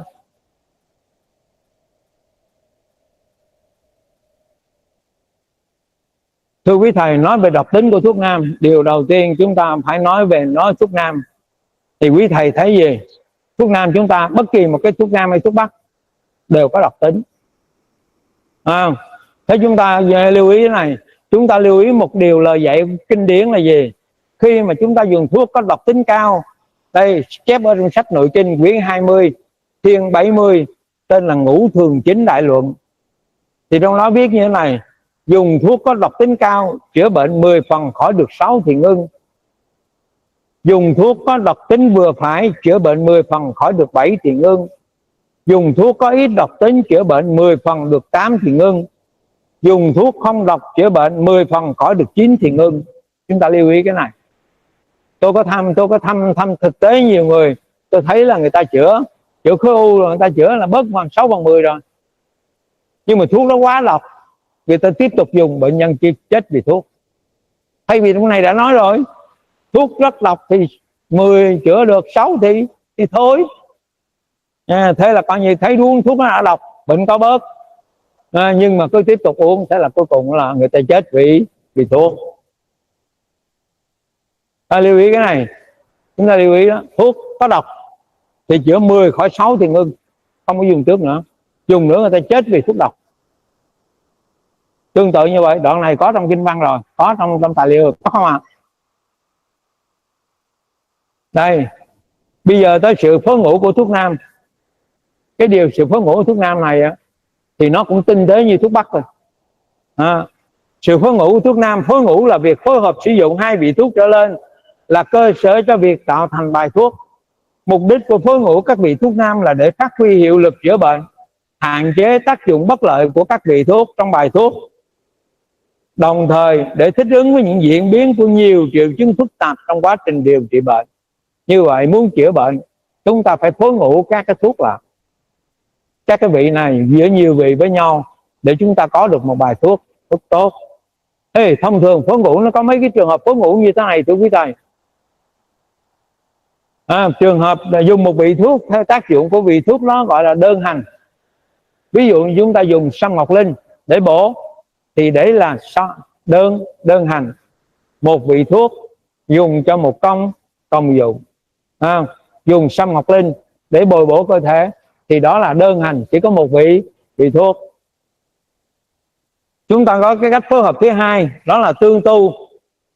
Tu là hai vị thuốc có cùng một tác dụng hỗ trợ nhau tăng hiệu lực của thuốc. Như vậy chúng ta phối hợp bằng cách chúng ta dùng hai vị thuốc. Hai vị thuốc này nó bổ trợ tác dụng cho nhau để tăng cường cái tác dụng chữa bệnh, thì gọi tác dụng này là tương tu. Và tiếp theo là tương xứ.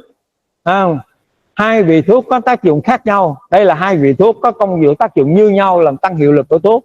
Còn đây là hai vị thuốc có tác dụng khác nhau, nhưng một là giữ vai trò chính bổ trợ khi dùng chung, và một là giữ vai trò chính, một là bổ trợ khi dùng chung lại thì góp phần nâng cao hiệu lực chung của thuốc.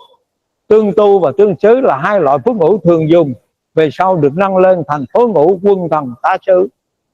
Chúng ta đây là hai phối ngũ thường dùng, phối ngũ tương tu và tương xứ. Chúng ta lưu ý cái tác dụng này. Cái này, cái phối ngũ này là cần thiết. Bây giờ chỗ này thì xin quý thầy sửa dùm trong đó một chút. Sửa dùm chữ tương ố này nè.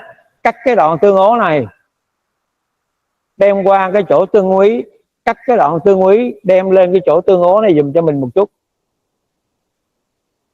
Trên tài liệu đó, trên tài liệu là có sự nhầm lẫn giữa là coi như giải nghĩa cái tương ố với tương úy. Xin làm ơn quý thầy sửa dùm một chút.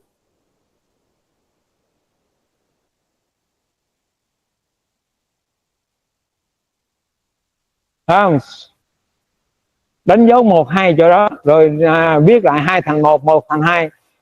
Có chưa? Có chưa quý thầy? Rồi xin làm ơn sửa dùm. Cái đó như hôm đó mình khuya quá rồi, mình in lọ, mình bắt lộn lên cái là mình đi luôn á, cho nên nó có sai thì xin sửa dùm. Tương ố là gì đây? Cho nên tương ố ở đây bây giờ là gì? Ố là ghét. Vị thuốc này làm yếu tính năng của vị thuốc kia. Thì như vậy chúng ta có dùng cái ghét này không? Thưa thầy có. Thưa quý thầy có. Có là vì sao? Ví dụ chúng ta dùng sinh khương để chúng ta làm mất đi cái tính ngứa của bán hạ. Chúng ta dùng sinh khương để làm giảm cái độc tính ngứa của bán hạ. Đó là chúng ta dựa vào sự ghét nhau. Tương ố, chúng ta dựa vào sự ghét nhau. Ghét nhau để chúng ta chế cho bán hạ uống không ngứa nữa, bằng cách là dùng bán hạ chế với nước gừng. Cách thứ hai là tương ố rồi tương úy. Úy là ghét. Đây ví dụ bán hạ này, cây này là cây bán hạ nam, gọi là sơn bán hạ. Nó mọc rất nhiều ở phía Bắc nhưng chưa thấy ở phía Nam. Mình di thực về mình trồng trong vườn được khoảng vài chục mét vuông rồi đó. Thì đây là cây sơn bán hạ, tức là cây bán hạ nam. Cây này mọc rất nhiều ở bờ đông, ở các cái bờ đê ở miền Bắc. Đây, còn đây sinh khương đây, chúng ta giả sinh khương ra để chúng ta chế bán hạ, làm cho bán hạ không còn bị ngứa. Đó là chúng ta lợi dụng cái sự tương ố ghét nhau.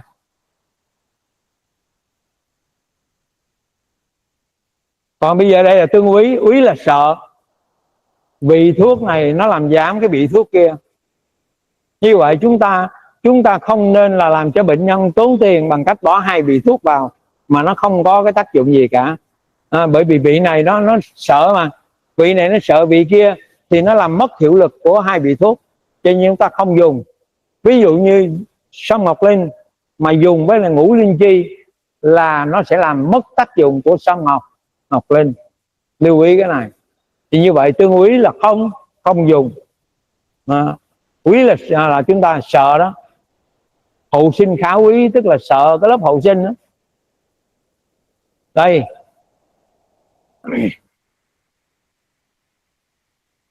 chúng ta có sâm ngọc linh, nhân sâm Việt Nam, Việt Nam nhân sâm, sâm ngọc linh. Đây là rễ Radix Banat Việt Nam, Banat là nhân sâm, Vietnamese là của người Việt Nam, nhân sâm Việt Nam. Nó chúng ta có đây, nó có, chúng ta có từng năm. Đây là 2 năm, đây là 3 năm, đây là 4 năm, đây là 5 năm và đây là 6 năm một củ như thế này. Củ như này thì cũng khoảng là coi như 30-40 năm. Đó. Thì chúng ta lưu ý cái củ cái nhân sâm Việt Nam này. Nhưng cái nhân sâm Việt Nam này mình nếu dùng chung với lại là coi như đây, và cái thứ hai nữa cũng là một loại sâm. Đây, Vũ Diệp Nam Dương sâm, củ đinh lăng, nó cũng họ nhân sâm. Cho nên là nếu dùng nhân sâm và coi như đinh lăng trong bài thuốc có là coi như là ngũ linh chi thì hầu như không hiệu quả. Ví dụ như chúng ta dùng một cái bài thuốc, chúng ta dùng cái bài chữa đau lưng, trong bài chữa đau lưng là bài thông thống tục ứ có ngũ linh chi, mà bệnh nhân tới, bệnh nhân nói là cho thêm thuốc bổ, thì ông thầy thuốc đó ông không hiểu, ông cho thêm sâm ngọc linh vào, ông tính tiền sâm ngọc linh. Tất nhiên là phải tính đúng, bởi vì sâm ngọc linh rất đắt, ông tính tiền vào trong đó. Nhưng thực chất là coi như thực chất là gì? Thực chất là mất tác dụng của cả sâm ngọc linh lẫn là coi như ngũ linh chi. Lưu ý cái này. Đó là vì nó ghét nhau.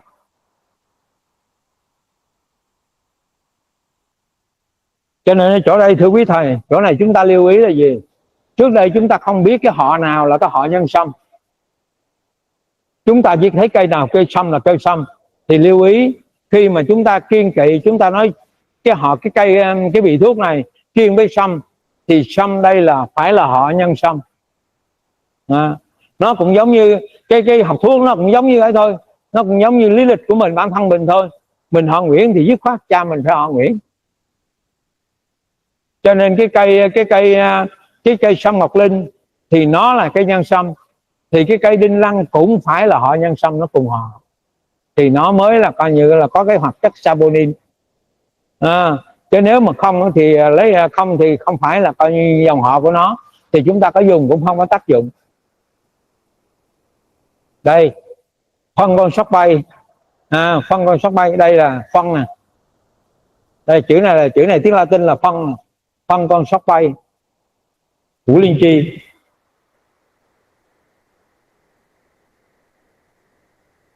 Bây giờ thì chúng ta cái gì? Bây giờ thì cái chỗ ngũ linh chi đó bằng cách là nuôi lấy cái phân con chuột tàu để bán thay á.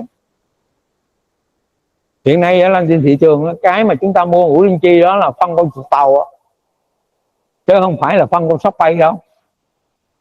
Lưu ý cái thuốc nam đó. Thì đây là những cái vị thuốc tương quý. Những vị thuốc tương quý này trong tài liệu nếu chưa có thì chắc chắn là trong bản nó có một số bản chưa có. Thì cái phần tương quý, cái phần kiên kỵ này á, mình cũng sẽ ai cần thì mình cũng sẽ gửi qua coi như là gửi file PDF. Rồi chúng ta lượt qua nha. Đây là 19 vị thuốc tương quý. Thì đây chúng ta sẽ thấy nè. Liêu hoàng. Đây, liêu hoàng là diêm sinh đó.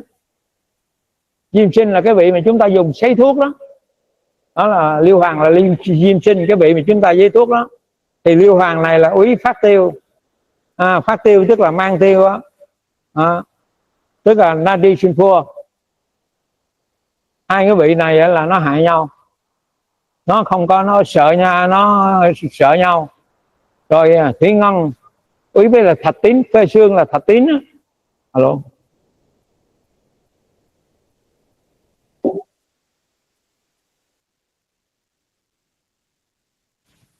Phê xương là thạch tín đó thưa quý thầy. Đây chúng ta có thủy ngân nè, thạch tín nè.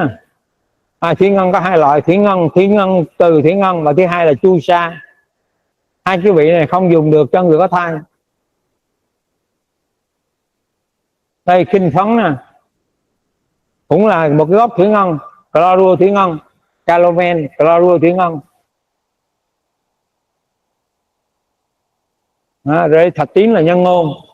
Cái thạch tín này là ở đây arsen, thạch tín. Cái này hai vị này nó tương kỵ với nhau.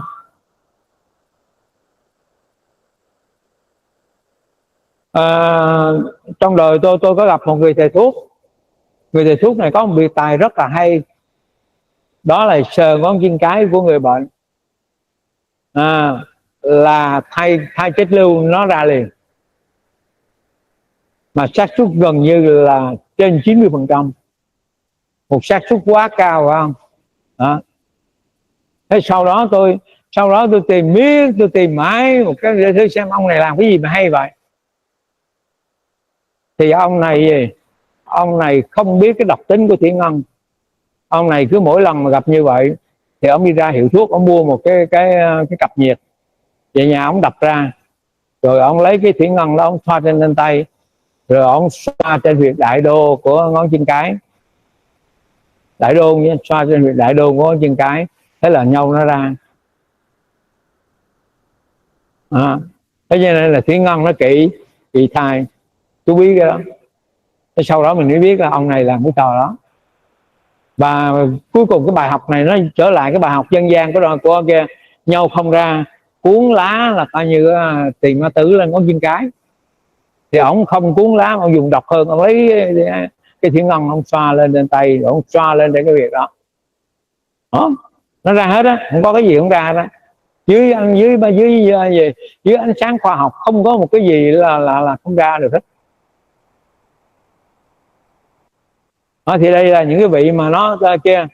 Thì hình ảnh này có thể quý thầy rất thiếu, có thể quý thầy thiếu hình ảnh, thì trong cái phần hình ảnh này mình sẽ cắt cái PDF mình gửi tặng cho quý thầy nào cần.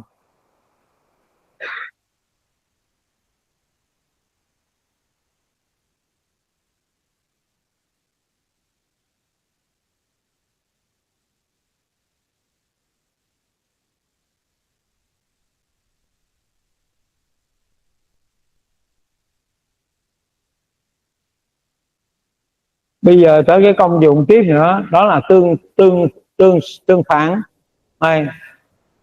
Thưa quý thầy, tương phản là hai vị thuốc có cùng tăng cái tác dụng phụ có hại, hoặc là tăng độc tính nếu dùng chung. Xin lưu ý. Như vậy tương sát và tương phản là hoàn toàn không thể dùng được. Không thể dùng được. Thì tương phản có gì? Có gì? Cam thảo. Cam thảo thì phản này, cam tỏi, nguyên hoa, hải tảo và đại kích. Không? Ô đầu thì gồm có thảo ô, xuyên ô, phản, bối mẫu, bán hạ, qua lâu, bạch cập, bạch liễm. Lê lô, phản sâm các loại. Nhưng nhớ là cái sâm này là các loại có họ nhân sâm. Tế tân, xích thược, bạch thược, thì đây là 18 vị phản nhau.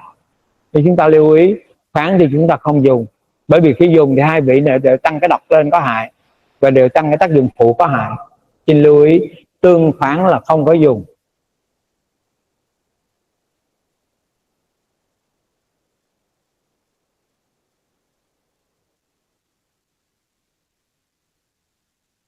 Còn như một cái nữa đó là tương sát. Tương sát này là loại vị thuốc này loại trừ hẳn tính năng của vị thuốc kia. Tức là nếu ta bỏ một vị thuốc này vào dùng chung với một vị thuốc kia thì hai cái vị thuốc tương sát nó sẽ làm mất tác dụng cái vị thuốc kia. Cái này dùng không thưa thầy? Có dùng không? Có mà. Có không thưa quý thầy? Có. Tại sao ta không dùng? Khi mà người ta ngộ độc, khi mà người ta ngộ độc aconitum của phụ tử, tại sao người ta không dùng mật ong để giải độc đó? Cho nên tương sát vẫn dùng. Tại sao không dùng? Là tại vì chúng ta dùng ngay chứ. Khi mà uống thuốc phụ tử mà ngộ độc phụ tử thì cách giải tốt nhất là mật ong. Mật ong cho uống lít này sang lít khác, sáng tới chiều bớt liền, khỏi lo cái chuyện ngộ độc phụ tử. Rất là đơn giản. Phụ tử nó có hai cách. Cách thứ nhất là đun sôi suốt ngày thì nó sẽ hết độc. Ví dụ như đi lên Tây Bắc Người ta nấu một cái nồi cháo phụ tử to đùng, nhưng mà đun từ sáng tới chiều, múc ra ăn bình thường, không bị gì cả. Tức là cho nên khi mà cho vị thuốc có phụ tử thì quý thầy ta lưu ý là gì? Lưu ý là cho lượng nước tăng lên. Ví dụ bình thường chúng ta nói bệnh nhân sắc 3 chén nước, thì bây giờ chúng ta nói bệnh nhân cho 5 chén nước sắc, thì giải được cái độc phụ tử. Rõ chưa nào? Rất là đơn giản, thấy không? Đó là chúng ta đun sôi lâu thì nó sẽ giảm độc phụ tử. Cho nên tương sát thì vẫn dùng. Một cái thứ hai nữa, ở trên Tây Nguyên tôi thì không có cái cây lâu sậy, trên núi không có lâu sậy, nhưng ở đồng bằng Nam Bộ tôi thấy lâu sậy rất nhiều. Đặc biệt là khi đáp máy bay từ thành phố Hồ Chí Minh xuống sân bay Rạch Sỏi Kiên Giang, trời ơi, xung quanh sân bay Rạch Sỏi là toàn là lâu sậy hết. Cái rễ lâu sậy tươi đó, lấy cái rễ tươi, cái rễ trắng của cái lâu sậy đó, phải không? Rồi vắt lấy nước uống, chữa ngộ độc cá nóc. Chữa ngộ độc cá nóc, một cái ngộ độc rất là nguy hiểm, nhưng là chỉ có cái vị đó là chữa được. Ở trên Tây Nguyên thì thua, trên Tây Nguyên không có tìm ra là coi như rễ sậy đâu, chỉ có dưới Nam Bộ đây là rễ sậy nhiều.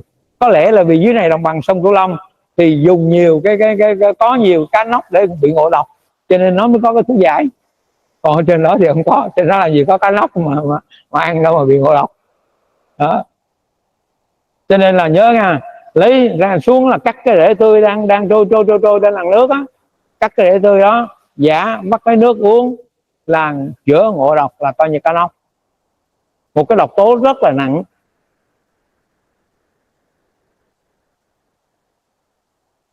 Đây chúng ta có phụ tử chế nè, thì cũng nói luôn là vì sao kêu nó là phụ tử. Cái đây là củ cái này kêu là ô đầu, cái chỗ mọc kế bên này á, thì đây là phụ nè, đây là tử nè, thì phụ tử là cái phần mọc ở bên cạnh đây, cho nên mới kêu nó là phụ tử. Còn kêu cái củ cái đây là ô đầu, cái củ bám vào cái củ cái đây là tử, là con, là phụ tử. Cho nên đây củ phụ tử đây, nhớ cái từ phụ tử là như vậy. Không thôi chúng ta cứ nghe, chúng ta không phân biệt được thế nào là ô đầu, thế nào là phụ tử. Thì bây giờ để phân biệt luôn đấy, phụ tử là cái này, cái bám vào cái ô đầu đây. Lấy cái củ gốc này thì kêu là ô đầu, cái củ bám vào cái củ gốc này kêu là phụ tử. Thì đây phụ tử, cái độc tố của nó được giải bởi mật ong, được giải bởi mật ong. Chúng ta nói mật ong, chúng ta nói thuốc nam nhưng không, Trung Quốc nè, phong mật là mật ong. Cái chỗ mật ong này thì trước đây người ta khuyên trong sách thuốc nam có khi là khuyên không dùng mật ong với hành. Đố biết vì sao ạ? Đố biết vì sao? Bởi vì rất lạ là gì? Cái mật ong này nó khó tan trong nước lắm. Nếu mà chúng ta bị sặc mật ong thì chúng ta sẽ bị tắc đường thở ngay. Cho nên là ăn mật ong với hành rất dễ bị sặc hành, làm cho là coi như là mật ong tắc đường thở. Làm cho mật ong tắc đường thở. Mà tắc đường thở lúc đó là cái giọt mật nó không có tan, cho nên nó bít ra kia. Bởi vậy chúng ta lưu ý thưa quý thầy, có một số hiện nay có một số các bà mẹ là muốn là sơ lưỡi cho con mình bằng mật ong, thì các bác sĩ một số bệnh viện ở Sài Gòn lên sợ lắm. Bởi vì lấy cái tay khoắn một cục mật ong thiệt to rồi cho vào miệng cháu nó sặc một cái là nó tắc đường thở, tím tái ngay lập tức. Cho nên là các bác sĩ sợ lắm, sợ sơ mật ong lưỡi. Thế chúng ta cũng sơ, nhưng mà chúng ta lấy băng chúng ta quấn trên tay, rồi chúng ta mới tạo một lớp mỏng, rồi chúng ta mới chấm vào chúng ta sơ. Chứ chúng ta không để một cục mật ong cho nó lọt vào đường thở của cháu. Nhớ dùm, các bác sĩ ghét ta, cũng ghét những cái người mẹ mà sơ miệng con bằng mật ong rồi nó gây tử vong, là bởi vì như vậy. Hãy lưu ý. Cho nên ở đây trong để tránh cái hậu quả này thì đơn giản nhất là ghi thôi mật ong kiêng hành cho nó xong. Đó, rồi bây giờ chúng ta đây các vị thuốc tương phản đây.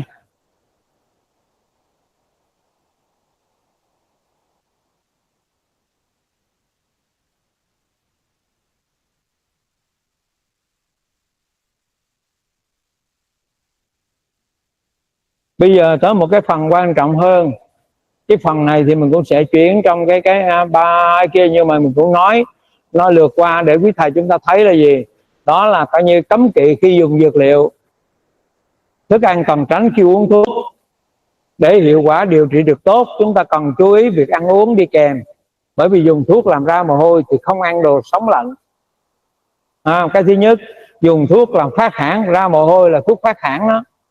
Dùng thuốc điều lý tỳ vị thì không ăn dầu và các chất béo.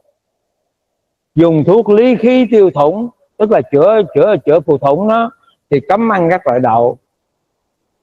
Dùng thuốc cắt ho bình suyễn thì cấm ăn cá và các loại có mùi tanh. Dùng thuốc cầm tiêu chảy, tức là chỉ tả đó. Cầm tiêu chảy là thuốc chỉ tả thì cấm ăn các loại quả dưa. Thì cái này mình sẽ gửi file PDF cho những ai cần thiết. Phải có đủ thôi, bởi vì quý thầy chúng ta có gì, có được cái tính năng của thuốc rồi, rồi có được là coi như các cái danh mục của thuốc rồi, thì bây giờ là cái phần cũng cần phải đủ tài liệu, đó là cái phần các cấm kỵ của thuốc. Thì mình sẽ gửi PDF đến cho những ai cần thiết. Rồi mời quý thầy chúng ta tiếp tục. Chú ý những cái này thưa quý thầy. Uống một trong các vị thuốc sau: cam thảo, bình liên, cắt cánh và ô mai thì kiêng thịt heo. Thuốc nam ta có nè, thuốc nam ta có cắt cánh nè, có ô mai nè, thì kiêng ăn thịt heo. Cho nên nhớ là coi như ăn ô mai, ăn xí muội đó thì kiêng thịt heo. Chứ nhiều khi chúng ta không để ý, chúng ta nghĩ là ô mai là cái gì ghê lắm, trong khi đó nó là xí muội đó. Thì nhớ ra ăn xí muội thì cũng không được ăn thịt heo, lưu ý đó. Đây, cam thảo, bình liên, cắt cánh, ô mai, kiêng cái gì? Kiêng thịt heo. Kiêng thịt heo.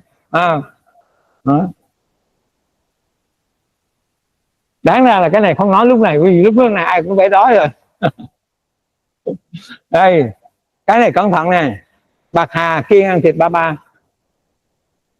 Nhiều khi chúng ta sơ ý, chúng ta nấu lẩu là gì? Lẩu coi như ba ba mà bỏ bạc hà. Cẩn thận nha. Những chỗ này mình cố nhắc là bởi vì nhiều người mắc cái này rồi. Tức là gì? Đã ăn thịt ba ba thì không cho bạc hà, chứ đừng có làm lẩu ba ba mà cho vô rau bạc hà, khổ lắm. Lá thân gì nó không có độc tính như nhau. Đây, bạc hà đây, có luôn. Có luôn bạc hà luôn.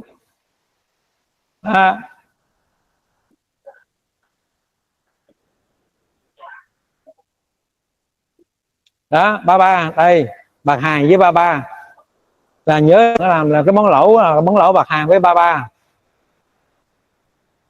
Thứ hai, thương lục kiêng thịt chó.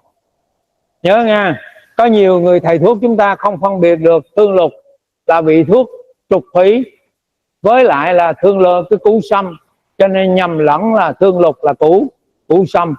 Đã là coi như mua thương lục về ngâm rồi tặng cho các đồng nghiệp uống xong là bị suy thận, phải là chạy thận nhân tạo. Đây, cây này hoàn toàn giống cây sâm không, nhưng đây là cây thương lục. Thương lục là thuốc trục thủy, vì vậy nếu dùng trong thời gian nhanh và gấp á, để cho trục thủy ra thì dùng được, nhưng nếu uống là kéo dài một chút, đặc biệt là ngâm rượu uống thì rất là hại đến thận. Thì thương lục đây, nhớ là thương lục thì kiêng cái gì? Kiêng thịt chó. Như vậy là nếu mà không biết cái thương lục mà ngâm rượu thương lục mà nhậu thịt chó nữa thì ôi thôi, coi như là nhiều chuyện gặp nhau đó là nhiều chuyện gặp nhau. Lưu ý cái này. Thì chó ở đây là mình đi kiểm tra y tế rồi mình xuống huyện, cái huyện đó toàn đồng bào Bắc di cư, cho nên là họ bán ngoài chợ thì chó làm sẵn nên chụp.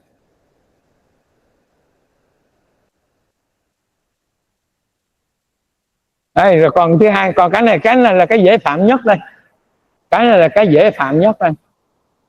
Nhà hàng đem lên là kinh giới, rồi cho lẩu cá là cứ thế cho vào, đúng không? Cho nên lưu ý nha, cái này dễ phạm lắm này. Canh cá, cứ đem lên một cái lẩu cá, xong rồi đem lên một dĩa rau, thế là có kinh giới là cho vào nốt, thì cái này là kiêng, cần nhớ là kiêng thưa quý thầy. Đây, hoa kinh giới, không? Kinh giới thì có hai cái, thuốc bắc là người ta dùng cái hoa không, người ta kêu là kinh giới tuệ.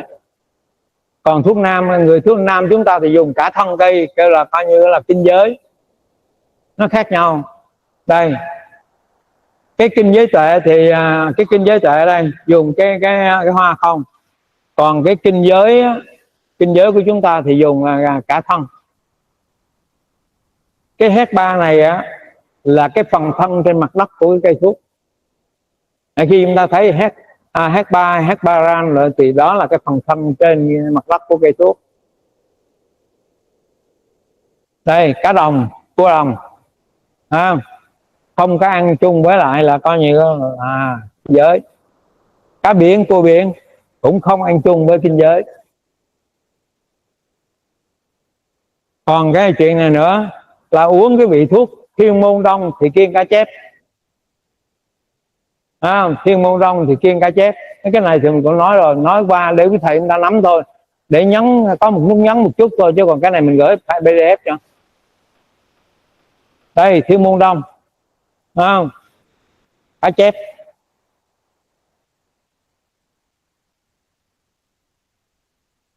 Chỗ này có một lỗi nè, khi mà chúng ta viết cái danh pháp của thuốc thì chúng ta in nghiêng.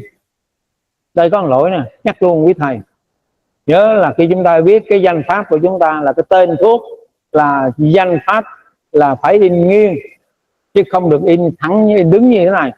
In đứng như thế này là lỗi về coi như là quy định về dược lý, nhớ. Hai lỗi nè, lỗi cái đơn xăm này cũng lỗi nè. Đó, đơn xăm phục linh là kiêng giấm, kiêng giấm đây, nhớ là chúng ta dùng gì, đơn xăm phục linh thì kiêng giấm.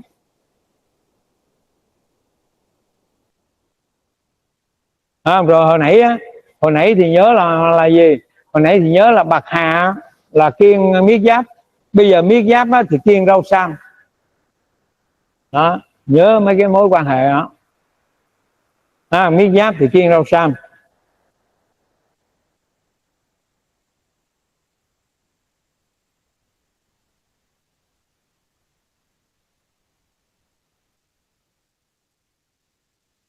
Đây, còn những cái vị này chúng ta cũng nhớ nè. Sinh địa chúng ta có hà thủ ô, chúng ta có thì sinh địa hà thủ ô kiêng hành, kiêng tỏi, kiêng củ cải, kiêng huyết heo. Đó, thường bấy lâu chúng ta không lưu ý đâu. Chúng ta không lưu ý là chúng ta uống thuốc có sinh địa, có hà thủ ô, chúng ta không dặn bệnh nhân là kiêng hành, tỏi, củ cải, huyết heo. Đây, sinh địa nè, hà thủ ô, kiêng hành, tỏi, củ cải, huyết heo. Đó là kiêng dùm mấy cái đó. Còn cuối cùng là gì, thổ phục linh, uy linh tiên, kiêng trà. Hai cái vị cũ khúc khách và uy linh tiên là kiêng uống trà. Cho nên nếu có thằng thuốc đó là nhắc người ta, và con thầy thuốc nhớ là có cái đó là nhắc. Đây, cũ khúc khách, thổ phục linh, uy linh tiên, và kiêng cái này là kiêng trà. Thưa quý thầy, chúng ta xin đấy là nói thêm một chút thôi, còn cái này thì mình sẽ gửi đến cho các anh chị các bản văn bản cần thiết. Còn đây bạch tuộc kiêng gì, bạch tuộc kiêng đào nè, mận nè, tỏi, Mật ong kiêng hành hồi nãy chúng ta nói rồi đó, mật ong đây kiêng hành đó. Thì như vậy gì, như vậy chúng ta ở cái phần thuốc á, cái phần thuốc mà cái phần kỵ của thuốc á, thì thưa quý thầy, mình sẽ gửi tới quý thầy là một các cái tương úy và các cái tương phản, là phải gửi cho quý thầy. Quý thầy có cần hình không hay là gửi cái không? Gửi file luôn hả? Được rồi.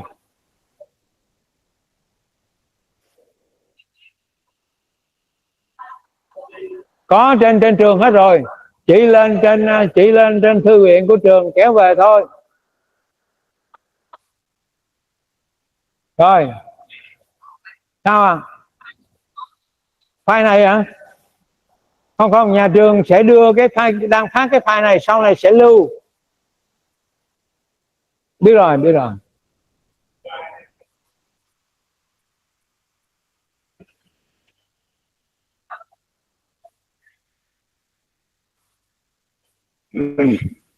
Thế bây giờ chúng ta lược ban một chút về cái chỗ thuốc mang thai. Lưu ý này, những vị thuốc cấm kỵ đối với người mang thai là những vị thuốc cấm dùng thì như thế này đó.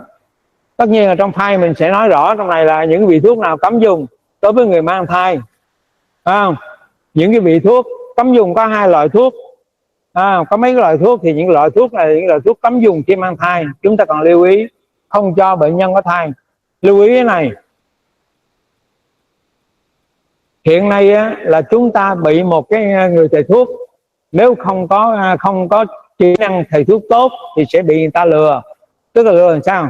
Người ta tới người ta nói rằng tôi bị là coi như là tôi bị bế kinh, nhưng thực chất là họ mang thai. Người thầy thuốc phải biết bắt mạch để biết rằng người này á là bế kinh hay là mang thai, bằng cách là bắt huyệt thần môn á, mà trên huyệt thần môn ở tay trái nếu ta nhìn thấy nó đập mạnh, sờ lên là thấy liền, đó là người phụ nữ đang mang thai. Bây giờ chứ không thôi để là coi như không khéo giúp người ta phá thai đấy, thận trọng. Đấy, huyệt thần môn ở chỗ này, huyệt thần môn ở ngay chỗ đây, và chúng ta bắt mạch ngay chỗ coi như vị trí này. Sờ lên thấy mạch chưa? Thấy chưa? Đây có chứ, có mặt cái sờ đi bác sẽ thấy có hết á, ai cũng có, mà có rất mạnh nữa là khác. Thì vị trí đó nó cho thấy là gì? Nó cho thấy là người đó là, nếu nguyên cái câu trong sách như viết như thế này nè: thụ nhân thú thiếu âm, mạch động thậm giả, nhâm tử giả. Người đàn bà mà mạch trên kinh thủ thiếu âm tâm ở cái vị trí huyệt thần môn, mạch đập mạnh là đang có thai. Lưu ý đó, những vị thuốc có thai như thế này. Và cũng có những vị thuốc là chúng ta phải dùng thận trọng đối với người mang thai. Thì đề nghị là coi như anh chị em trong hội trường và anh chị em là coi như giữ online, gửi có nhu cầu thì gửi thư về, hoặc là lên trên website của trường để kéo cái nội dung về, để là coi như là bổ sung tư liệu cho đủ. Về cái chỗ bào chế thuốc nam, thưa quý thầy, Nội kinh Tố Vấn quyển 4 thiên 12 dị pháp phương nghi luận có nói như thế này: dị pháp là các cái phép chữa khác nhau, nhưng mà phương thuốc đều có hiệu quả. Thì chúng ta này, Huỳnh Đế mới hỏi nhà y một bệnh mà cách chữa không giống nhau, vì sao đều khỏi? Thì Kỳ Bá mới đáp rằng địa thế khí như vậy, cho nên thánh nhân gộp lại để chữa đều đạt được sự thích nghi. Cho nên chữa sở dĩ khác nhau mà bệnh đều khỏi, bởi vì nắm được bệnh và biết được đầy đủ các cách chữa bệnh. Thì như vậy chúng ta thấy gì? Chúng ta thấy cái địa thế nó khác nhau. Như vậy thì cái địa thế này ngay trong chữa bệnh đã khác nhau, thì đối với cây thuốc lại càng khác nhau. Vì thế cần phải lưu ý khi mà chúng ta gì? Đây là nguyên văn. Thưa quý thầy, cây thuốc nam mọc ở xứ Việt Nam ta là thời tiết nóng và ẩm, cho nên cây thuốc nó uống dĩ nó đã ấm rồi. Bây giờ nếu chúng ta đem sao vàng hạ thổ, như những cái ông trong ngự y triều đình không muốn thuốc nam dùng, chỉ muốn dùng thuốc bắc đó, rồi bảo chúng ta sao vàng hạ thổ, thì chắc chắn rằng tác dụng thuốc nam sẽ mất và gây độc nữa. Cho nên là cách bào chế thuốc nam hay nhất là như đồng bào của, là như cái phái mà coi như Tịnh Độ cư sĩ. Phái Tịnh Độ cư sĩ người ta thu hái thuốc nam về, xong rồi người ta làm sạch dược liệu, xong người ta hấp chín, xong phơi hoặc sấy khô, rồi cứ thế để mà sắc uống, về dùng dần thôi. Cách dùng thuốc nam như Tịnh Độ cư sĩ là trên mức tuyệt vời. Xin anh chị em lưu ý, thấy không?